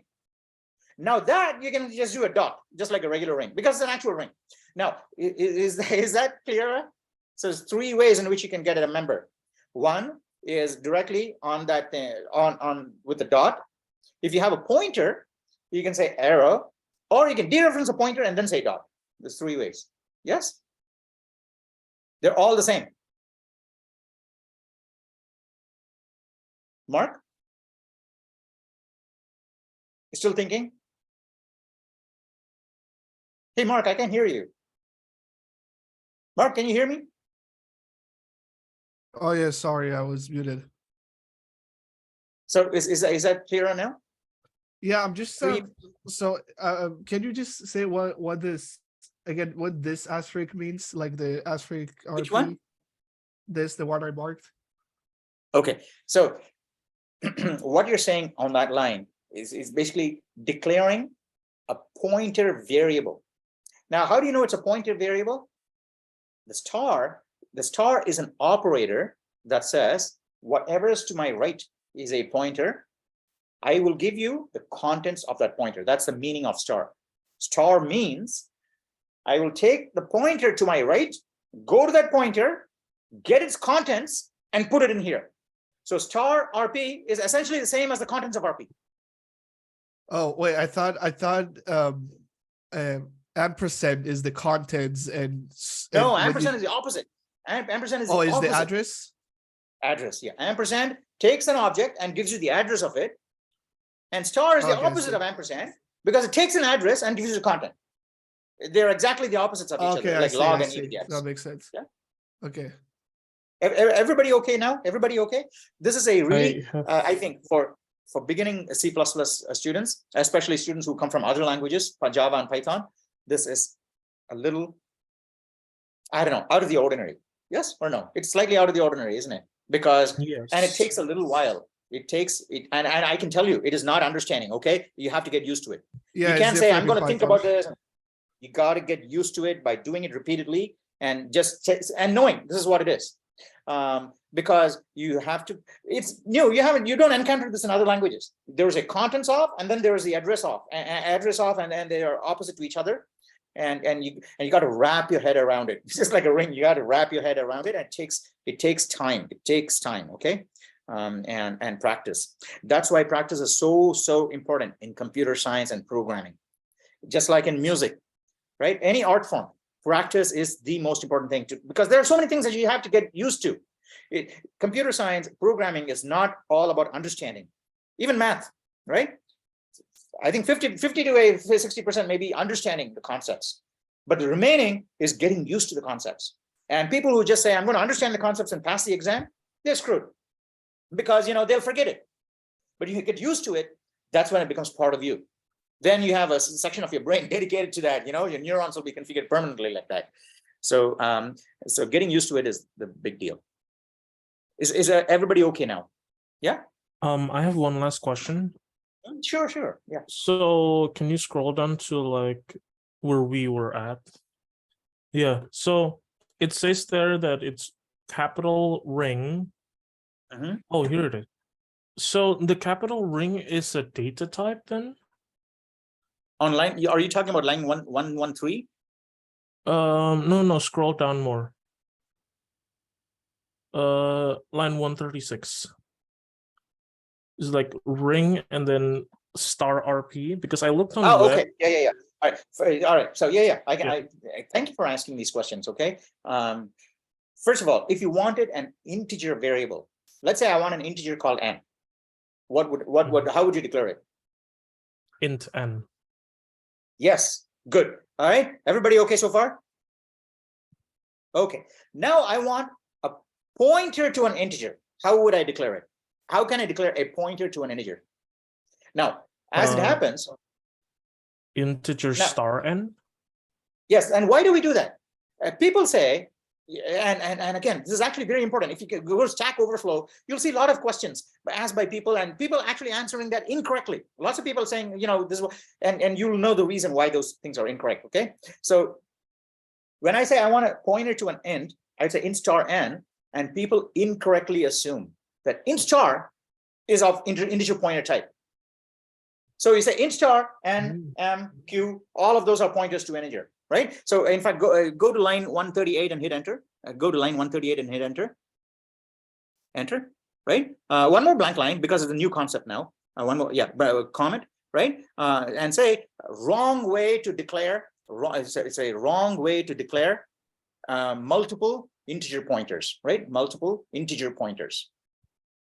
Right. On the next line, you say int. Now you don't know. You can don't put a comment, so we'll actually see what's going on. All right, that's fine. Int space int star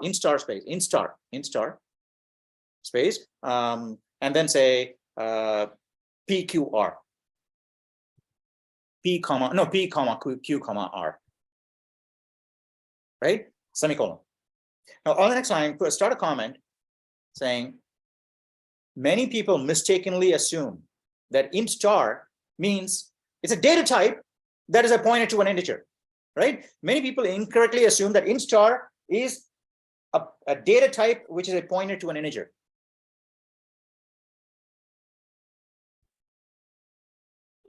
Right? So next line.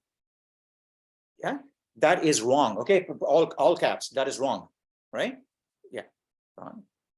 Because what the above statement means is essentially P is a pointer to an integer, right? Q and R are just plain integers. Now you can see already that if I look at that statement, the way that it is written, right? Int star PQR, and a naive programmer or even experienced programmers sometimes when they look at it, it's very easy to be misled into thinking PQR, all three of them are integer pointers. Yes, easy to be misled, isn't it? Because it's int star and then you got PQR, so all three are int stars. But that's not how the compiler sees it. The compiler sees it like this, right? This, and then you can say this is how the compiler sees that statement, right? So this is how the compiler sees that previous declaration.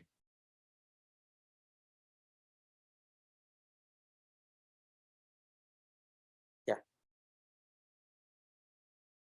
Right. So on the next line, you can say int, right? And then int, and then within parentheses, you say star P. And then after the comma, Q and R. No, you don't need parentheses anymore. Just say plain Q and plain R. Okay. Now what does that mean? It's a semicolon. That means, enter. The above line means, enter.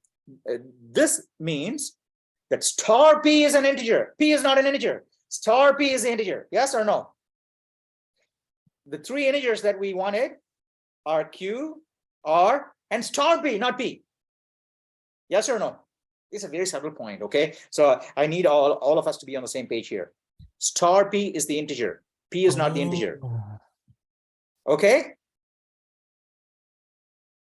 If star P is an integer, no, one more cool thing here.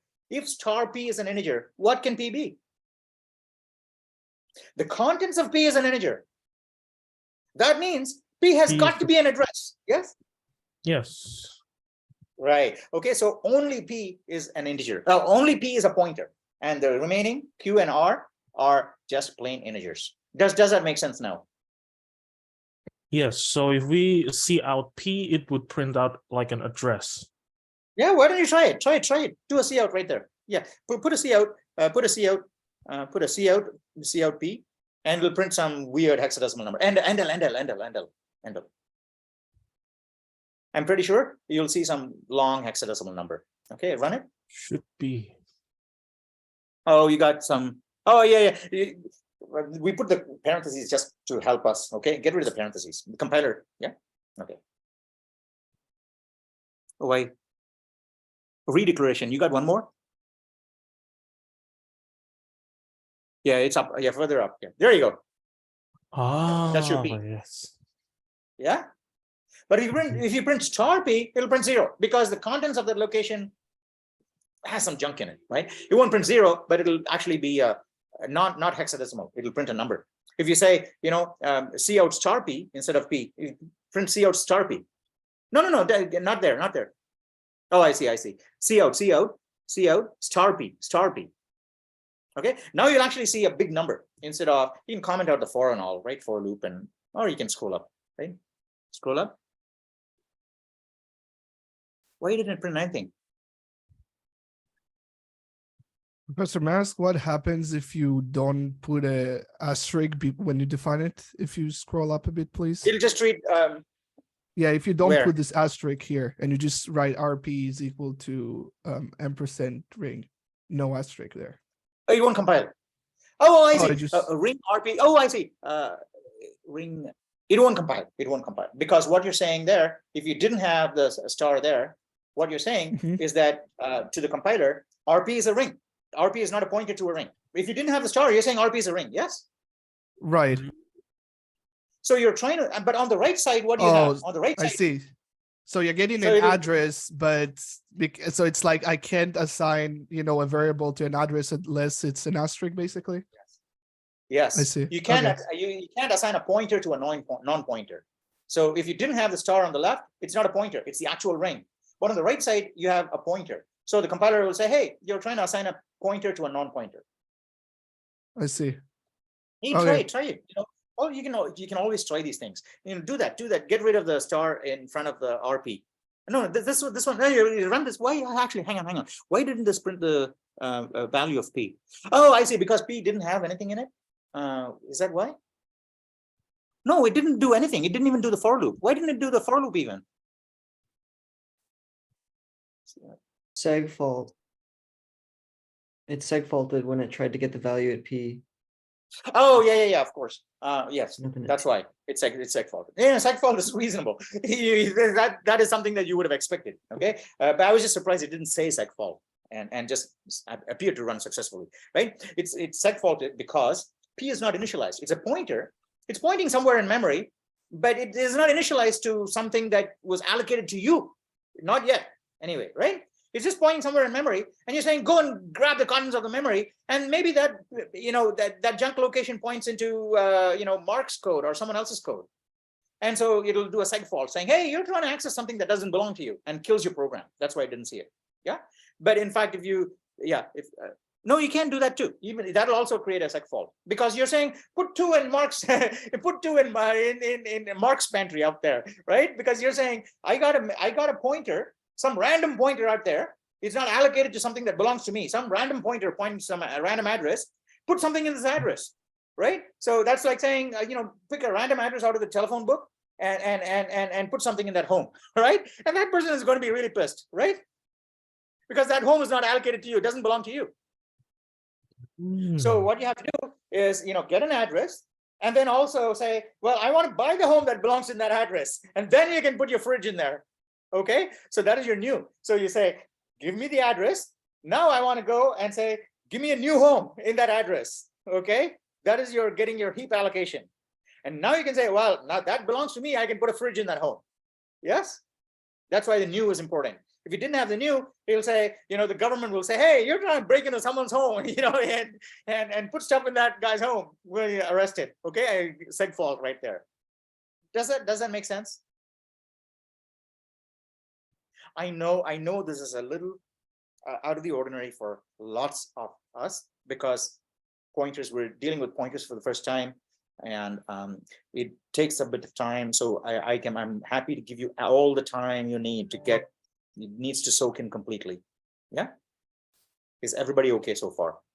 And then we'll proceed. I think it's good. Thank you. All right. So so if you wanted to actually see the value, you'd have to say p equals new int. Yeah, there you go. Now you can say, now you can do it. Now it'll work. Now it won't seg fault. It'll print some random number. It'll print some junk. All the way to the top. Oh, actually 0, right? But you got a freebie 0. You can't say that, give me an int pointer, it's already initialized. Usually doesn't work like that in C++. You can't take that for granted. Okay, in this case it happens to have 0, but it could potentially have junk in it. So whenever you get a new allocation heap, it is your responsibility to say, well, I got an unfurnished home. I bought an unfurnished home from the heap, right? Now I need to furnish it, so you need to put stuff in there. Otherwise, you don't get an empty home like that. You could get a home with junk in it. Right. Is that clear? Everybody okay with this so far? Everybody okay? Ashley, you good? Yeah. Yeah. Philip, good. Okay. All right. Excellent. All right. So where are we now? So we can get rid of the p equals new int, and you can also comment out line 141, or you can even delete it if you want. No, leave it in there. Put a comment there. Okay, so we know we have the ring, and it goes and display with effect.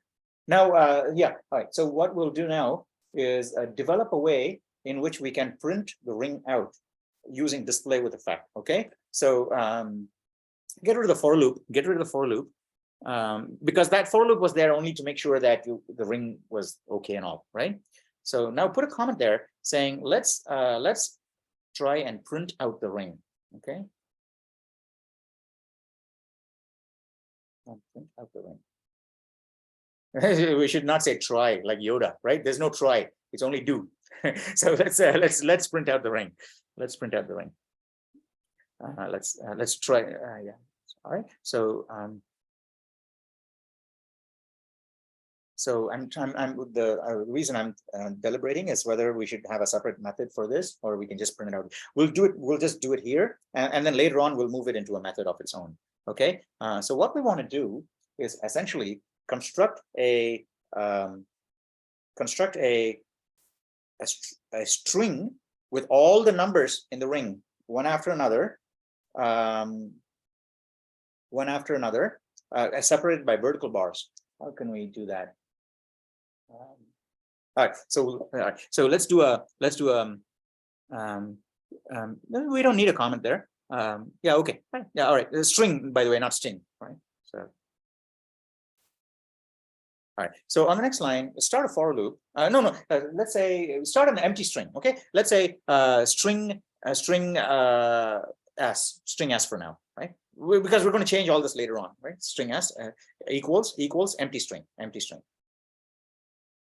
Two double quotes. Okay, so on the next line, you can say s plus equals. Oh, I see. So string doesn't have a plus equals operator.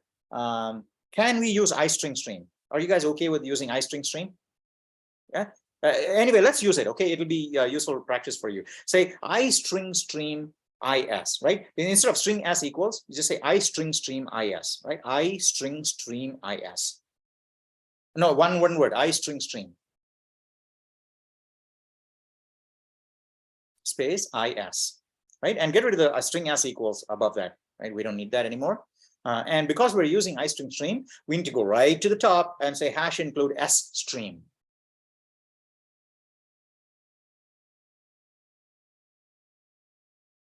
Yeah. And we don't need the C string include file. You can get rid of that. All right. We don't need the C string include file. Great. Generally in C++, when we're coding in C++, and this is a temptation for a lot of people who have some experience coding in C, right? In C++, we have to resist the temptation to regress into C, right? Because many things that you do in C++, we can do in C. People know how to do it in C already. And if you already know C, you'll say, well, instead of trying to find out how to do it in C++, I'll just do the C thing here and it'll work, because C++ is a superset of C. Everything that works in C will also work in C++.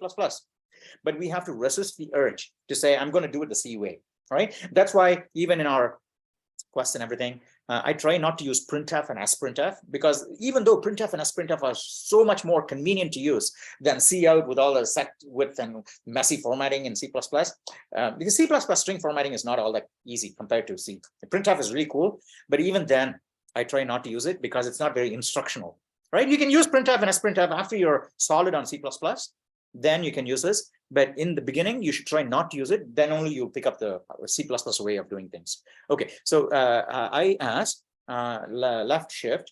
Now you can do a for loop. Now you can do a for loop, right? No, yeah. So you just do a for loop right there. For size t I equals 0. Size t I equals 0. I plus plus. No, so I'm sorry. I less than ring dot size. I less than ring dot size. I plus plus. Right. On the next line, we're going to say I left shift. Left shift. Vertical bar. Vertical bar. And then left shift. And then we want to print the number. Between the vertical bars, want to print the number, but we want to print the number with width of 2, right? Because if we print because we have 2-digit numbers and 1-digit numbers, if you print it without a width of 2, then it'll look ugly, because some vertical bars will be close to each other. We want all the cells to be equal space. That's what it looks like on a roulette wheel. So what we'll do is say setw, set width, setw, open set w, w, right? Open parentheses 2, right? And then left shift again.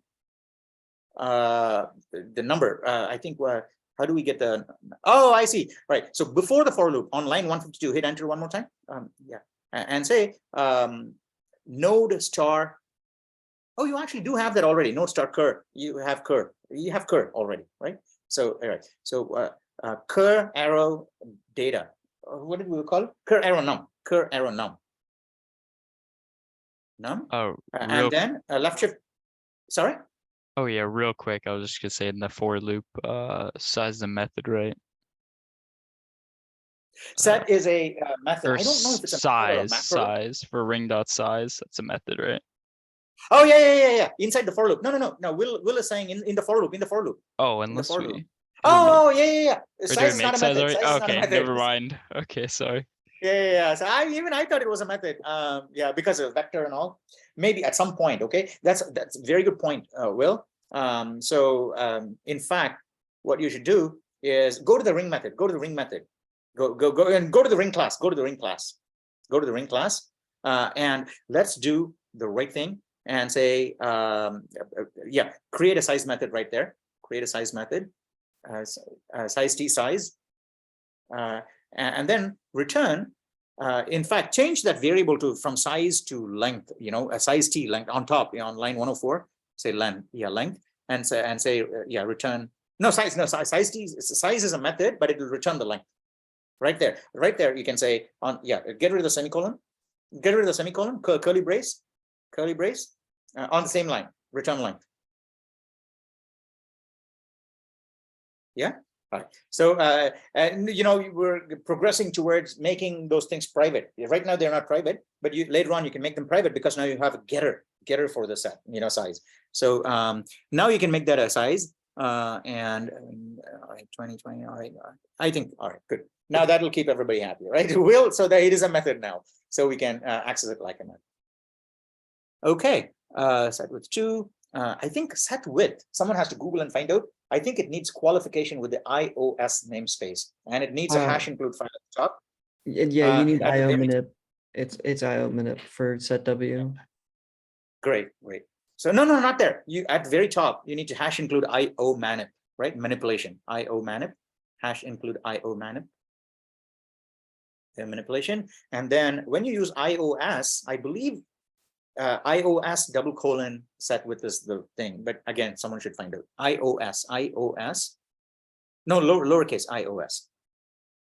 I believe that's what it is, but we can find out. Okay, and then another vertical bar. STD set another- W. Hmm? I think it's STD set W. Oh, STD, not iOS, not iOS. He's saying STD. Oh, we don't need STD then because it's using the namespace. You can get rid of that. You can get rid of that. Okay. All right. So and then vertical bar. Yeah. Okay. Semicolon. Right. And then after the for loop is complete, you say yeah. After the for loop is complete, at the end of the for loop. Yeah. Now you can say cout left shift is.str open close. Semicolon, enter. Right now, I think this should print out the ring.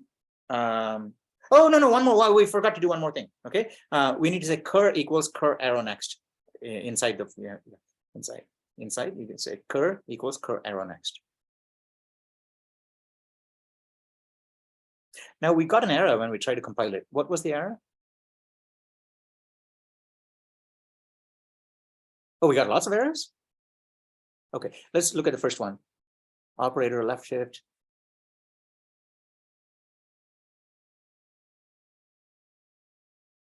No, wait a sec.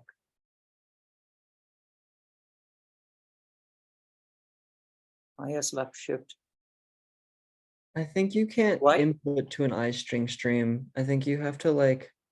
Oh, I'm so sorry. Start It's with an O input string from stream. an I I string stream. say it's O string stream, not I string stream. Okay, all right.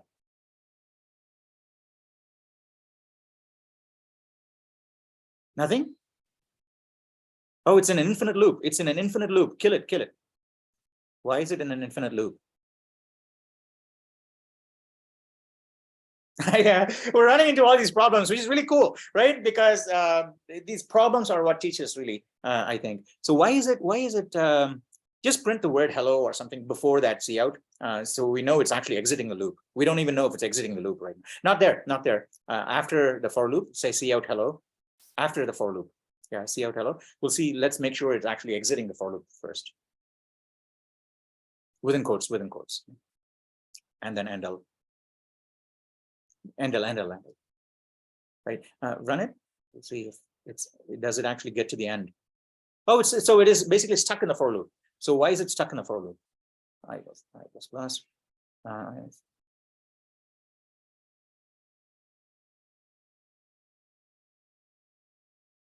All right, so let's inside the for loop just print the value of I after cur. Yeah, right there. Enter. Yeah, stop the program. Enter.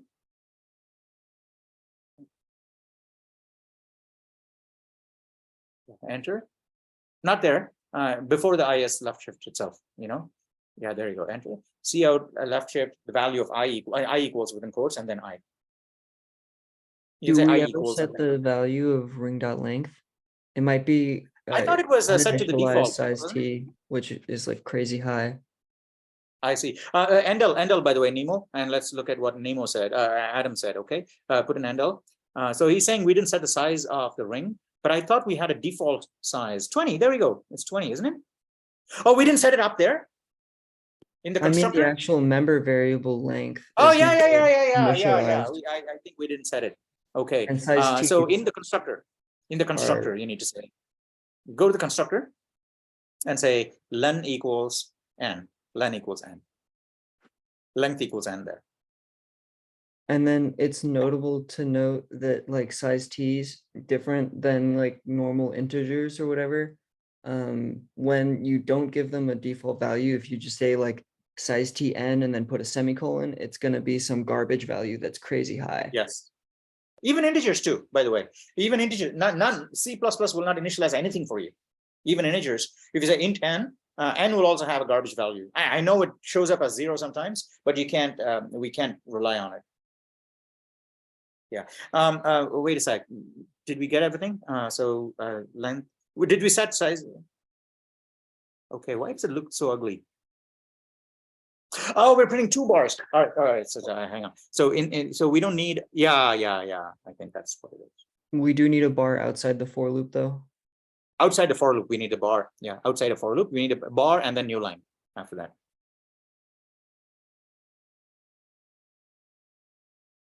Yeah.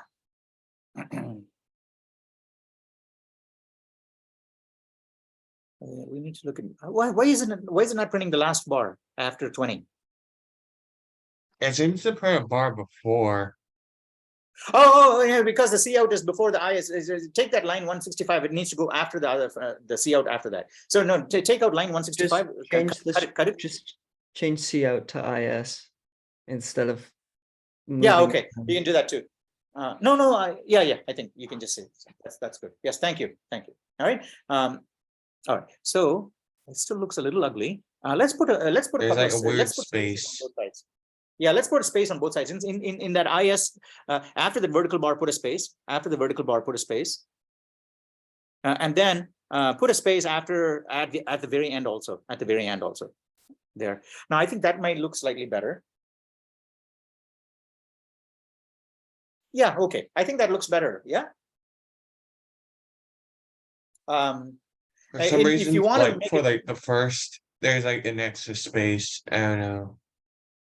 no, it's because it's only a single digit number. So that's what I was going Yeah. to say. If you want to make it look nicer, you can make sure that not only is it printed in width of 2, but it's actually printed in width of 2 with 0 leading zeros. In fact, you can print numbers with leading zeros. You have to Google it and find out. Just like set width, there's one more thing there. Yeah, there's another directive that you can send to the stream that says if it's a number in that width, print zeros before that, and leading zeros, and that'll make it look better. But I think for the purposes of our game, this is enough. Yes. Now, what we are going to be able to, what we're going to see now is if you go to the end, if you go to the place where we have this. Okay. Now here's what we'll do. Right. Now, when we say C out left shift is.str, instead of that, let's basically say, no, actually leave it there. Yes, we want to say string s equals is.str, string s equals is.str, string s equals is.str. Yeah, okay. Now on the next line, we want to say draw string at screen dot displayer dot draw string at displayer dot draw string at s comma 0. Okay, which means I got a string, I want to print it starting at column 0. So you should see exactly the same thing now. We should technically see exactly the same thing.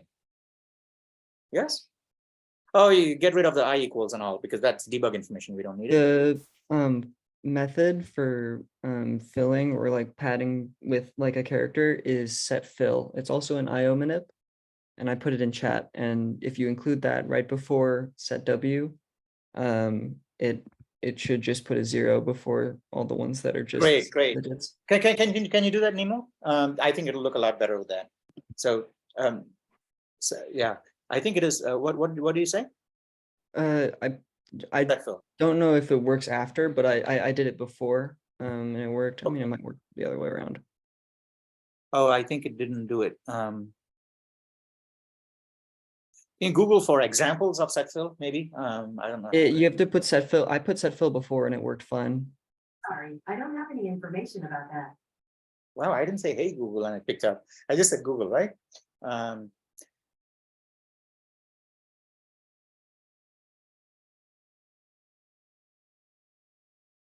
There, okay. Hey, that looks better, doesn't it? Yeah. Okay. All right. Good. Now, and that is also using our display.draw string at. Yes. Okay. Cool. Now let's take this one more notch up, No, and then it's because not all of using- these things we're gonna. Yeah, Nemo, you got a question? It's not using this. It's not using this displayer. I just added the C out to test the padding. Oh no. Yeah, don't do the C out. Let's displayer. Like. Yeah. Is it still core down? Is it seg faulting if you run it now? Yeah.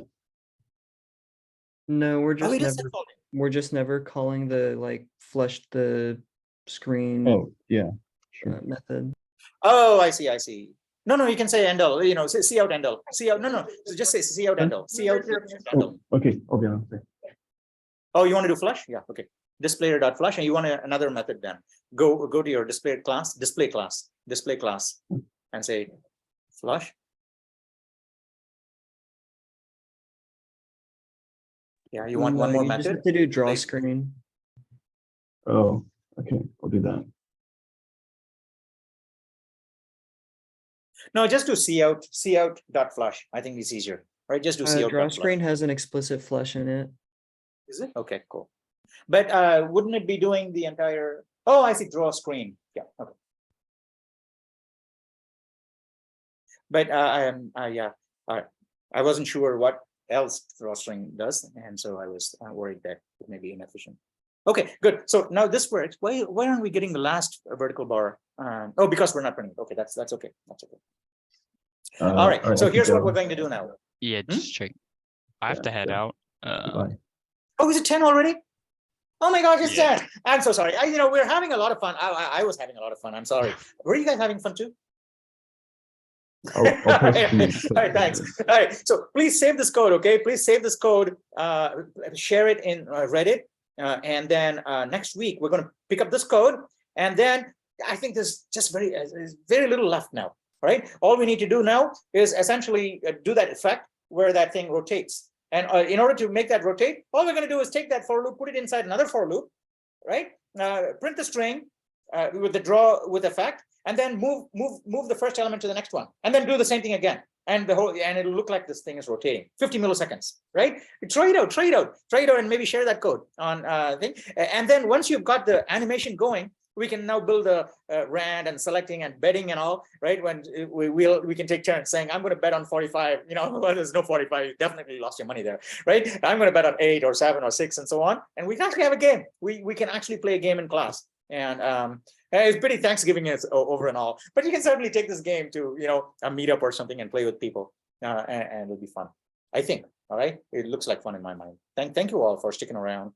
Adam, thank you all. Thank you for having my back, and picking up all these little things.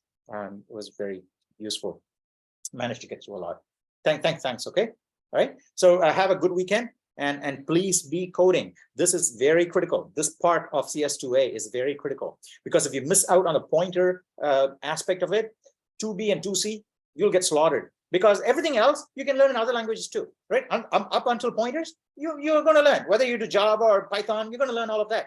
So people will say, yeah, well, I've got up to here and Python pointers I can skip, but that means you should not do 2B and 2C, right? If you're going to do 2B and 2C, this is the part where you have to really nail down. Thank you all. Mark, thank you for all your questions too. Susilo, you too. All right. So do you still have time for another question? Yeah, totally. I can stick around. Yeah. Sure. Thank you. So when you have the ampersand, you're basically getting the address, right? Yes. And when you have the asterisk, you're getting the content itself, right? Yes, What's in the yes. address. Yes. But when you're defining a variable to be a pointer, then you're using an asterisk. So the asterisk you're using to define a variable is different than the asterisk you're using to get a variable. No. If you think, that's why I said it's if you think about it subtly, they're exactly the same. Because when I say int star p, I'm still requesting an integer, whatever is on the right, but star p is my integer. Star p is the integer, right? Because if I say int n is an integer, right? If I say int n is an integer, isn't it? Right. But instead of int n, if I say int star n, then n is not an integer. Star n is an integer. Everything that's on the right of int is an integer. Int star n means star n is an integer. Int mark means mark is an integer. So int star n means star n is an integer. Yes or no? So far. I'm sorry, I think I lost you a bit there. So if I say int n, that means n is an integer. Yes or no? Right. Okay. So n is, if I say int mark is an integer. Mm-hmm. So if I say int, yeah, if I say int star n, what is an integer? The end, right? No. So let me start again. If I say int n, what is the integer? N. Okay. If I say int mark, what is the integer? Mark, Okay, if I say int ABC, what is the integer? ABC, If I say int star n, what is the integer? star n then. Okay, good. Now star n is an integer. All I right. see. Now star means contents of n. So you're saying contents of n is an integer The contents of n is an integer. because int star n means star n is an integer, but star means contents of. Therefore, you're saying, give me something whose contents is an integer. It tells the compiler how to treat it when you get the contents of the pointer. Right. It's just a bit confusing me that we're using like the actual value to define like an address. Like we're loading an address, but then we're defining it to be a pointer. Just my question, we are getting the address and we're defining it to be a pointer using an asterisk, but what an asterisk actually means is getting the actual value. Yes, the asterisk means get the contents of whatever is to my right. So if P is my pointer, so you're telling the compiler, I want P such that the contents of P is an integer. That's what int star P means. Oh, You're telling the compiler, I give think me I a P. understand. Yeah. So it's a pointer that's so so if you have int n star equals some n ampersand something. No, int star n. Right, star n. Then that means star n is gonna store what's inside the address, right? You're passing the address. No. N is going to store. Star n is a contents of star n is a contents of n. Okay, now I understand. So it's kind of okay. I see. You know what? It reminds me of in Python. In Python, you can do a lot of chain. So it's kind of a chain. You first of all store, get the address and store it at n, and then you're getting what's inside the address. I see. So it's like two commands basically. Okay, that makes way more sense. It is too. Essentially, it is too because you're using the operator there. Your star is basically functioning in its capacity as operator. So you're using an operator on a declaration line, which is very unique, different from normal, and definitely confusing. I can see your point. Okay, right? It is 100% confusing. Yeah, I see. So we don't use operators like that. Yeah, usually. Okay, but that makes sense because we use it to get. Okay, but isn't that a bit redundant? Why can't we just get the content itself? How can you get the contents? I mean, instead of saying, "Oh, here's the address," I'm gonna take the contents there. Why? Where is the address? Where is the address? Oh, I guess, yeah. If you pass the variable name, you don't pass the address. So if you just pass data, it cannot figure out where that data came from, right? Yes. Oh, I see. So that's why if you want to do a pointer, you first get the address and then get the contents of the address, right? Yes. Oh, I see. But just the concept is confusing to me because the pointer usually it totally is. Okay, it is totally confusing, especially for other language people who come into C++, and that is the reason why I was like,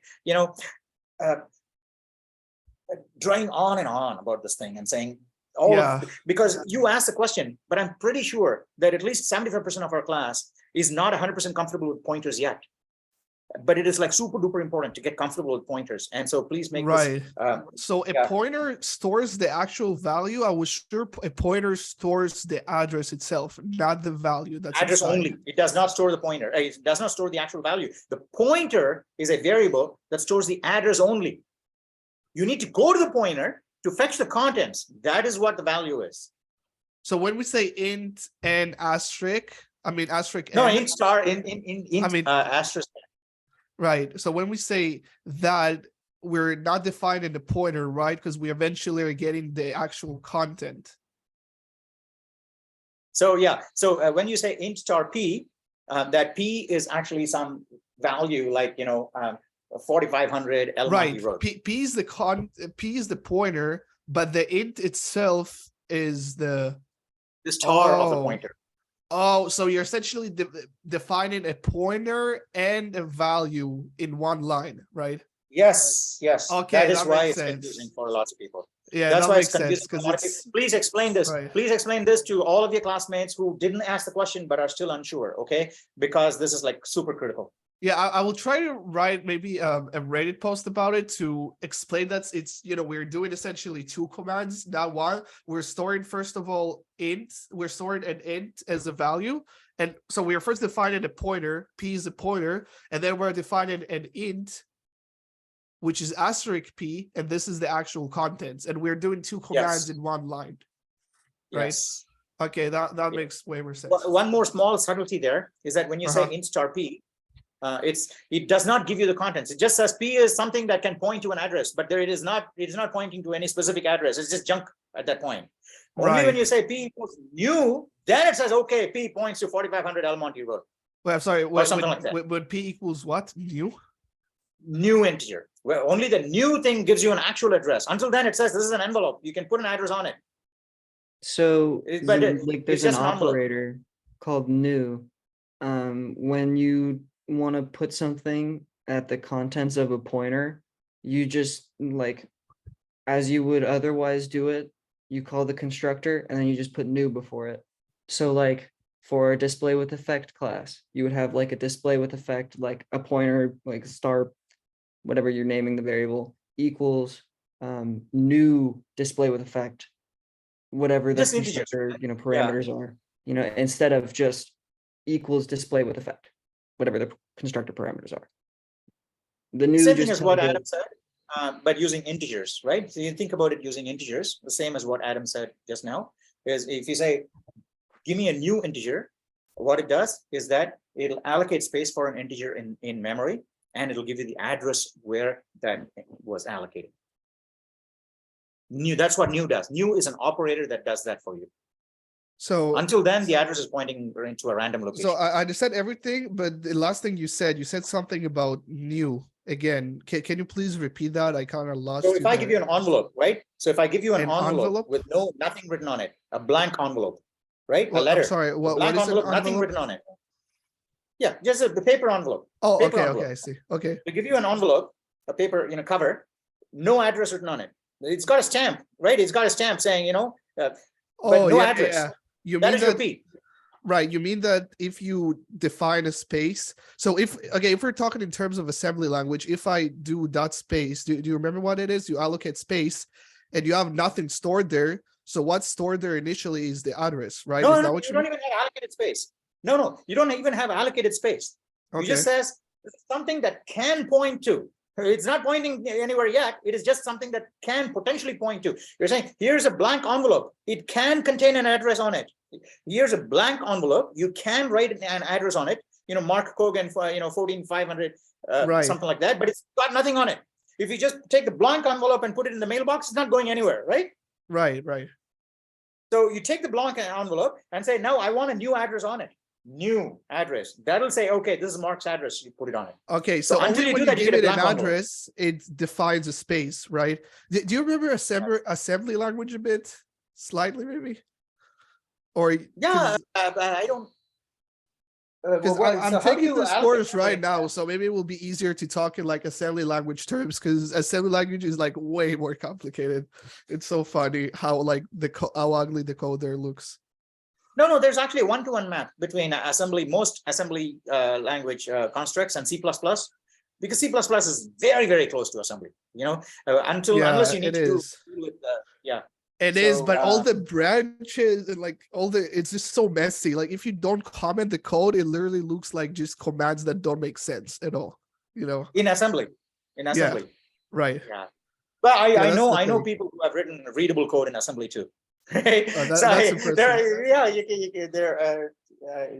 Right, but what No, you're one trying line. to say, what you're trying to say is unless you define an address on, it's not gonna have it, like it's not gonna be existent. Is that what you mean by a blank envelope and an address? Yeah, a blank envelope says, here's your P. You wanted a pointer to an integer. Here's a pointer to an integer. Right now, Right. this is something that can point to an integer, but it's not pointing anywhere right now. So when you say int star P, that's what the compiler gives you. It gives you a blank envelope, right? This Right, envelope no can address, contain nothing. Yeah. Oh, I see. So only when you define a value, it gets an address. No, you don't have to define the value. You just have to allocate the value with new. So Say- when you so do you int say- p, so you just say, okay, I have p. I did define a value yet. Does it have an address when you just say int p or no? Oh, when you say int p, it automatically has an address because you're not Okay. asking for a location. That's on a stack, right? Int p, if you say int n, that n is already on your stack. It's been allocated, Right. right? Anything that's local has already been allocated on your stack. It's there.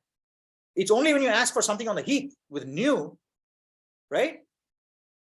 That's when you need to do that. So if you have a heap, if you have a pointer, then that pointer lives on your stack, meaning that pointer. So let's say my address is 2500 El Monte Road. Okay, so that is my value.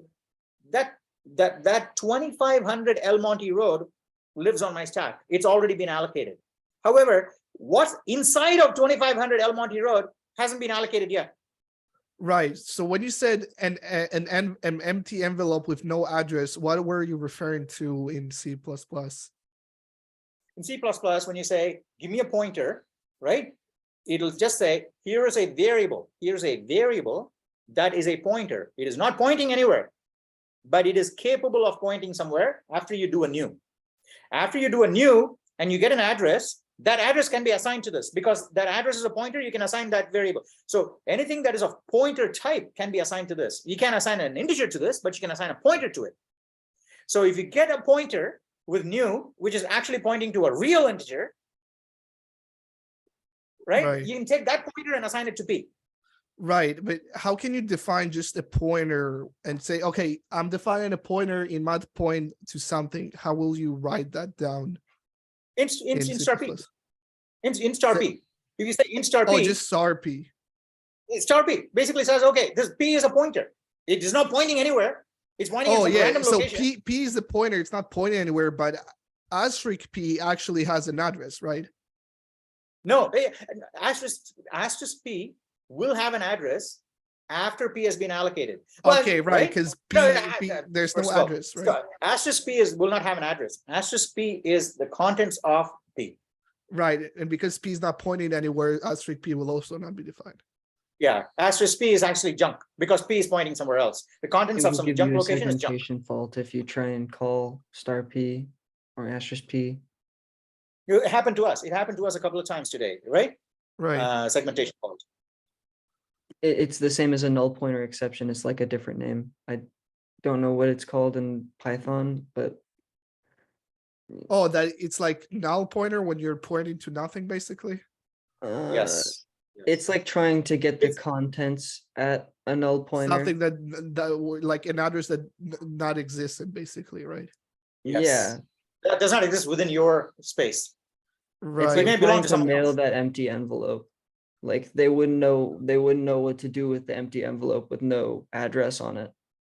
Okay, I see. In fact, it's even worse than that, right? That analogy, it's even worse than that. It's not an empty envelope. It is a used envelope from someone else, which has some other address on it, right? So when you say I want a pointer, it'll give you an envelope. It's got some other address on it, some junk address on it. So if you say I'm going to put some stuff in that address, you're going to put stuff in some junk address, someone else's home. So you say I got the raw pointer, which has got a junk address in it, doesn't belong to me. I want to get my own home with new, and then overwrite this with my own address. Then that envelope belongs to you. Then p belongs to you. Right. Right. So essentially, when you say, okay, if you want to define a pointer, you do star p, int star p. That's basically not only define a pointer, but also an int that holds the value that the pointer points to, right? No. It only defines a pointer. It defines something that is capable of pointing to an integer. That's all. It doesn't give you the integer. But If you say int star p, right, okay. If you say int star p, okay, sorry. If you say int star p equals 2, for example, then you define a pointer. It won't work. No. So if you say int star p equals 2, that means my envelope has the address 2. Okay, right. So it's not 2. Let's say, a variable. So int star p equals, some n, for example. And you would do, if you want to create a new integer and put it in p, and p is a pointer to an integer, you just say int star p equals new, and usually we don't do this because you can just use an integer literal, but there is actually, you know, a constructor for integers, so you could just call like int, and open parentheses, and then I think you can just pass in the literal for the integer you want, and then So you know, close what it. is new though?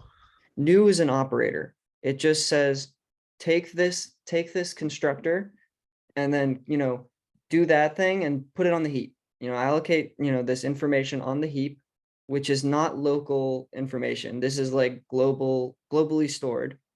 And then it takes that information on the heap and it says, okay, I want the address of that. And that, and like, so when you're saying the equals, the right side of the equals, when you say new int, whatever, that is just saying like the pointer to like whatever you allocated in the heap. So new essentially thing- doing new is basically saving the line, right? Because you could have allocated that in the line before, but essentially you're declaring a new variable in that same line when you do new. Is that what No, you're no, saying? no. So this is what new does, okay? New basically says, I'm going to go into the heap, grab an actual location for your object and give you the address of that location. Now that address, that when you say, give me a new mark, it'll go into memory and take the space that mark needs and write mark all over it. So nobody else can grab it now. It's been reserved for you. And it'll say, okay, Mark, you wanted a new mark. Here is the address where your new mark is. And it'll give that to you. Oh, so it's like allocating empty space. Is that what you mean? Or is it Allocating empty space. Exactly. allocates- Allocating yeah. empty space. Yeah. And Okay, then I it see. gives you So- it gives you the reference to that empty space, or that no longer empty space. I see. So when do you No, have to use- new is pretty much empty, right? At the point when you say for primitive types, which don't invoke constructors and all, if you say int star p equals new int, it basically gives you that location in memory. It could have junk or nothing in it, and it'll just give it to you. It'll give Right. you wanted a right. new integer. If you wanted to point it to a new integer, here you go, 0x47373.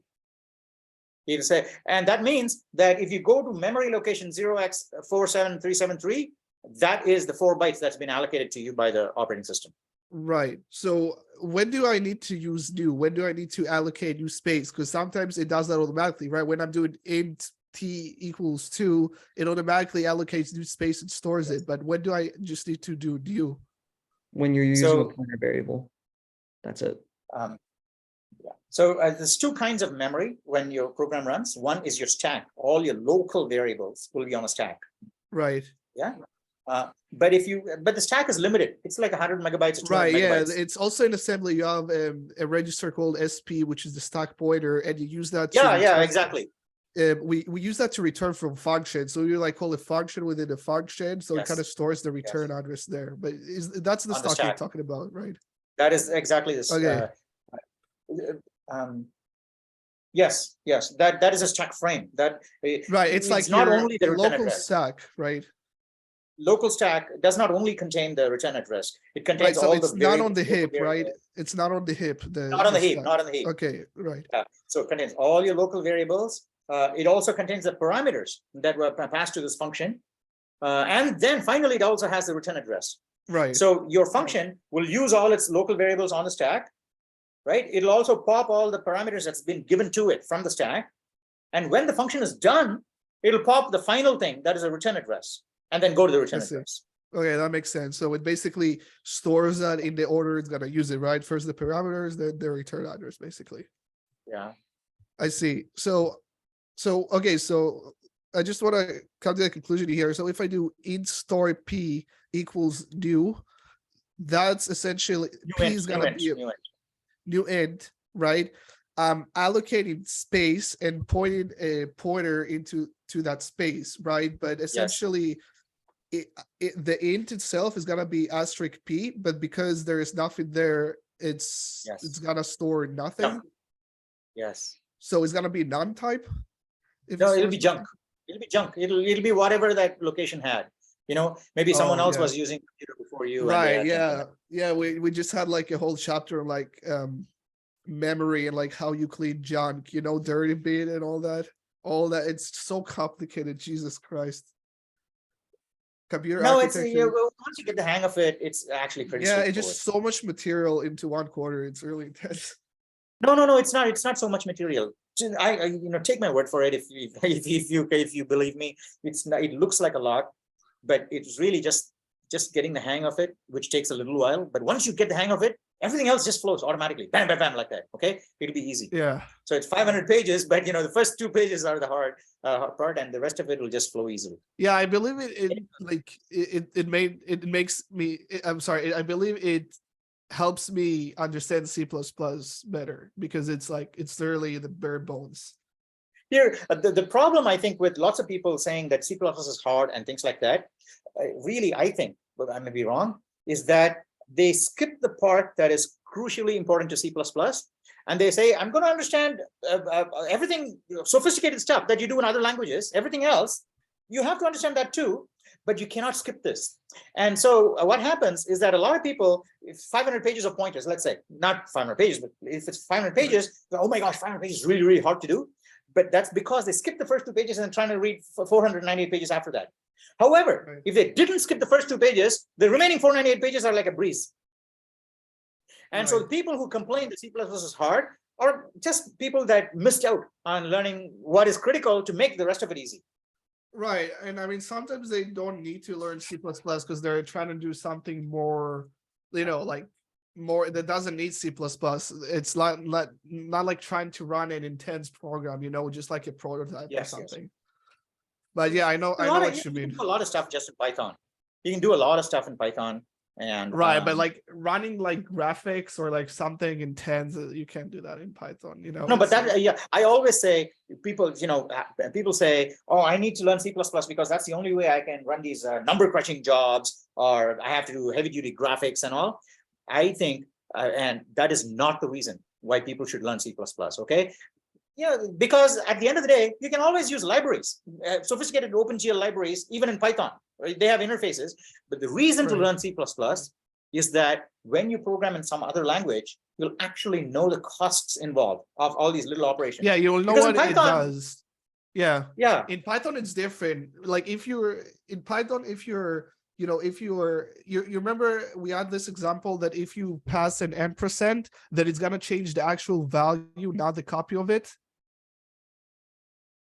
You remember we did something like that?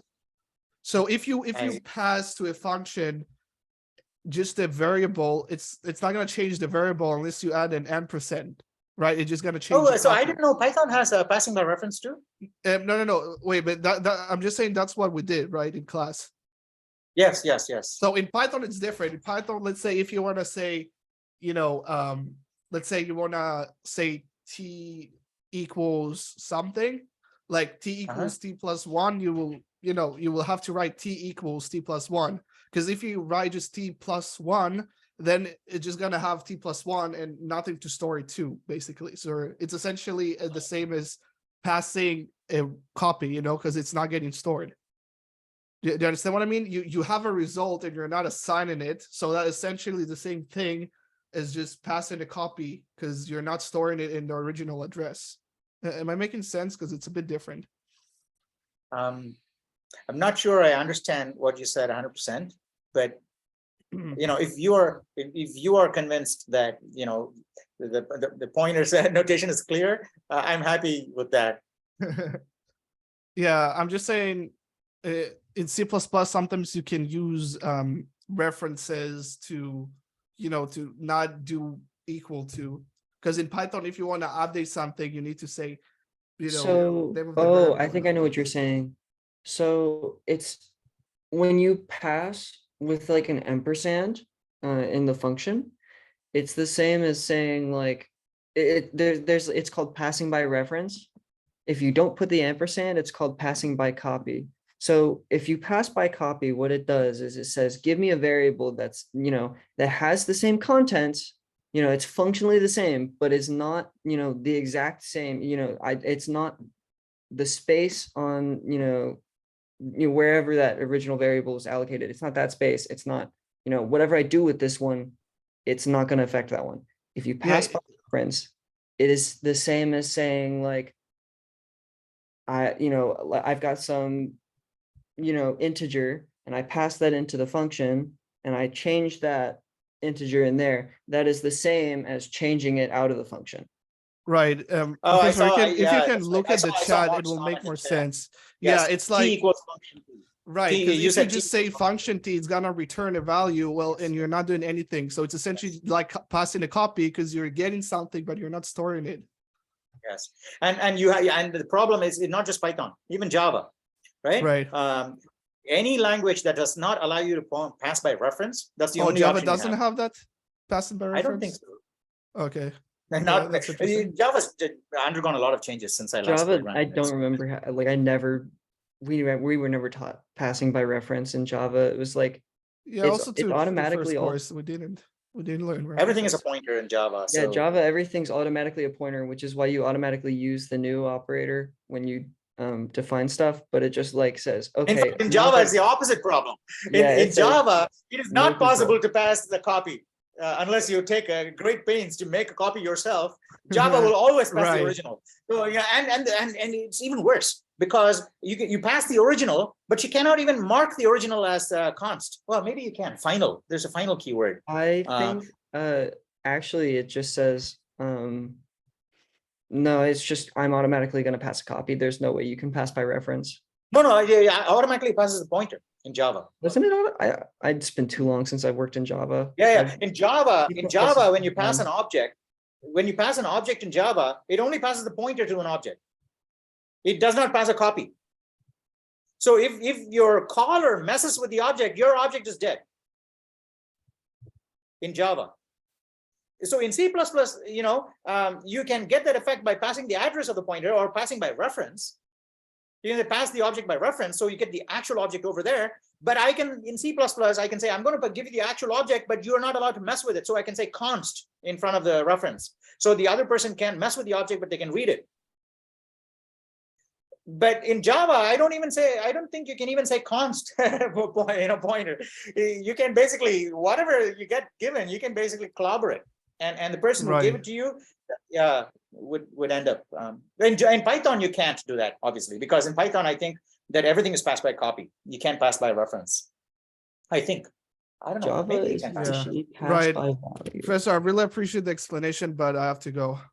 Thank you very much for your extra time. And you No, also, you're thank welcome. Thanks for asking these questions. And please, share the knowledge with your classmates too. Sure, I'll try my I'm best really to describe it in words. Yeah, I'm really concerned that some of you All right. didn't actually make it through the pointer. Okay, explanations. yeah. All right, thanks. Well, thank you. I will see you. Also, Thanks, sorry I Adam. couldn't make it to the previous class on Tuesday. I was sick. I see. Okay. I just didn't feel good. Like I felt like I didn't get enough sleep, even like going to sleep on time, Yeah, but watch the video. It's self-contained because Stacks was just one class. We didn't refer to Stacks now and not the previous class. So it's just one video. Just watch the video and you're good. Okay. Well, thank you very much. Thank you, Adam. All right. Have a good day. Thanks. You too, Adam. Thank Bye-bye. you. Bye. So I was wondering, I am on, I think, quest 4 in CS2C. Oh, I already you finished all finished 2B CS2B. also? You finished 2B? Yeah, I did. Yeah, okay. 2B. Yeah, okay. So I'm wondering if I Are you should. using your ID, by the way, when you quest, or is just anonymous? I haven't been. I just forget to add it at the top of the H file. It doesn't matter. Doesn't matter. So that's I did notice there were anonymous submissions coming in, and also I noticed they were going sequentially one after another. I didn't know who it was. So yeah, and they stopped at 2C quest 4 yesterday. So I thought whoever it is, because other people are also questing. And from random people, not our classmates, from across the world and all. But there's no pattern to their questing. They just do random stuff here and there. But yours, I saw there was one person that's actually going through step by step, and I don't know who that is. But good. So your question is, do you have to do 2B or not? No, my question is, should I continue like pushing through the quests, or is there Totally. is Totally, there yeah. Go ahead. Knock yourself is there out. like a If you're done with all the 2C quests, I got a couple of extra non-class quests, like Curiouser and Curiouser. Okay, try Curiouser and Curiouser. I got a bunch of quests like that, I think. So you can try those things. But if you complete 2C, and I think it'll be great. A lot of 2C students are actually posting very nice very nice write-ups now, tips and all. So you'd be in a position to do that because you'd have done all, by the time you enroll into 2C, you would, everything will be, you Yeah. do it in your sleep. So you'll be able to do a lot Yeah, of I these mean, cool at this point, my process sort of looks like, and I know this is really bad practice, but like it's really hard to resist the temptation because the test file, it requires that you have like implementations of every single method inside the class. So I have the tendency to just do a write-up of the entire class from top to bottom before I do any Oh, kind of compilation. No, I think that's good, actually. I don't think it's a bad habit at all. I think it's a good habit because it forces you to run more in your head, right? And then, and eventually you're going to be doing coding, but there'll be bigger chunks and more sophisticated, more complex chunks you'll be coding. So that's very good practice. I think that's absolutely great. Even though you've completed the green quests, I think Foothill will require you to enroll in 2B. Yeah, I'm also. already in C. I'm in 2B already. Oh yeah, I'm- I'm excited to move into 2B. Awesome. Yeah, it'll be great having you in class. There's a bunch of other students too, like you, who are, and so some of them moved on to 2C, I guess. Yeah, but you'll have fun. I'm pretty sure you'll have fun. I find C++ to be incredibly fun. Computer science. It is, yeah, totally, yeah. It's always been fun. Yeah. Because you talk about like this, like this bug, like I really got it with C++. I find it to be just as enjoyable as how I choose to spend my time otherwise. It's equally as fun. Fantastic. That's All why I right. find That myself- is a ticket. Okay. That really is the ticket to massive success, is finding that this is fun enough to occupy you for your free time, right? Because if you do this for fun, there's nothing to stop you from getting whatever the hell you want in your life. So yeah, awesome. I'm very happy to have you in class, and I'm pretty sure we'll have a great time in 2B next quarter. If there's anything that I can do to like, help out. Hey, why don't you, if, are you enrolled in more than 12 units next quarter? No, I'm not, unfortunately. Just why don't you just enroll in ceramics or something, just pick up some really easy class. just up your unit count. If you get to 12, you can be an embedded tutor in CS2A, and Foothill will pay you. I think Walter, check with Walter. He's our tutor, right? He'll tell you, give you an idea of the workload involved. So is You it, just have to attend. it's 12 credits of classes and then an additional class that I show up to? Okay. No, 12 credits, including 2B. Oh, I mean, what, so this 2A class that I'm an embedded tutor in. I'm in 2B. Oh, in, yeah, you just have to show up to the lecture. You have to show up to the lecture. We can cut you some slack there because you can help out on the Reddit. So I encourage embedded tutors to attend class, so that they also get to know the students face to face and all, like Walter. But so I'll look into that. I'll see if I can figure something out about that, because the pay is I think it's okay. You can work up to 12 or 18 hours a week, and it's I think $20 an hour or something like that. Yeah, you can buy yourself an Xbox or something like that. Yeah, it'll be cool. It's enough to facilitate whatever I've got going on. So hey, I appreciate talking to you. I appreciate your time. I look forward to doing the rest of the quests. I think I realized earlier in class today, so I did 3 CS2C quest 3, which is like an extension of quest 2. It's the matrix one where you do like the multiplication. I realized that my solution to the sparse matrix, it assumes that it's 0. It assumes that the default value is 0. It is 0. It is, the default value is 0. Yeah.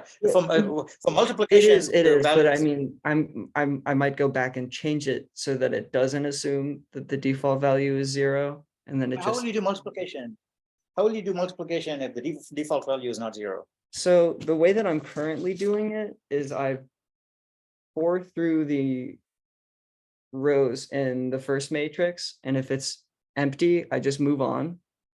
And then I go through the columns in the second matrix.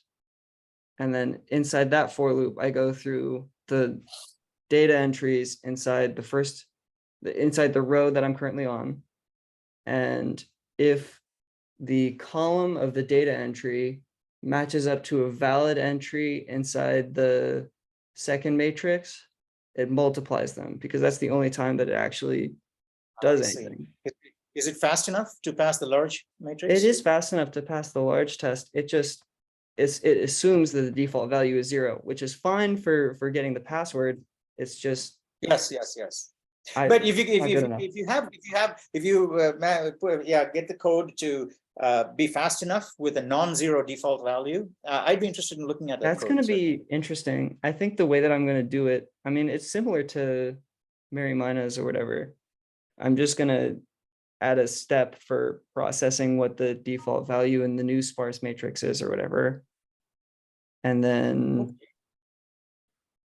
I guess instead of just not counting the ones that don't have a corresponding member in the second matrix, just get the value at that spot in the matrix, and it doesn't really matter because if it's not valid, it's just going to give the default value anyways. Okay, I haven't thought more deeply about this, but I suspect that it'll be very hard to make it efficient because now you can't ignore a whole lot of cells that you could have previously ignored. Yeah, you have to, like any cell that has data now, you have to process. Whereas before it has to have like a corresponding cell in like the row of the cell in the first matrix has to correspond to the column of, or sorry, the column of, Yes. of the cell in the first matrix has to correspond to the row of the cell in the second matrix. And if it doesn't, then, you know, it just, what am I trying to communicate? Well, try it out. If it works, I would certainly be I mean, interested. You have time. you have a lot more time than the current 2C students, right? Because you can't do 2C until spring now. Right. Yeah. So you got a lot of time. So you can knock yourself out. Yeah, I'm interested in maybe revisiting some old stuff and yeah, totally. changing And up also solutions. seriously consider being an embedded tutor.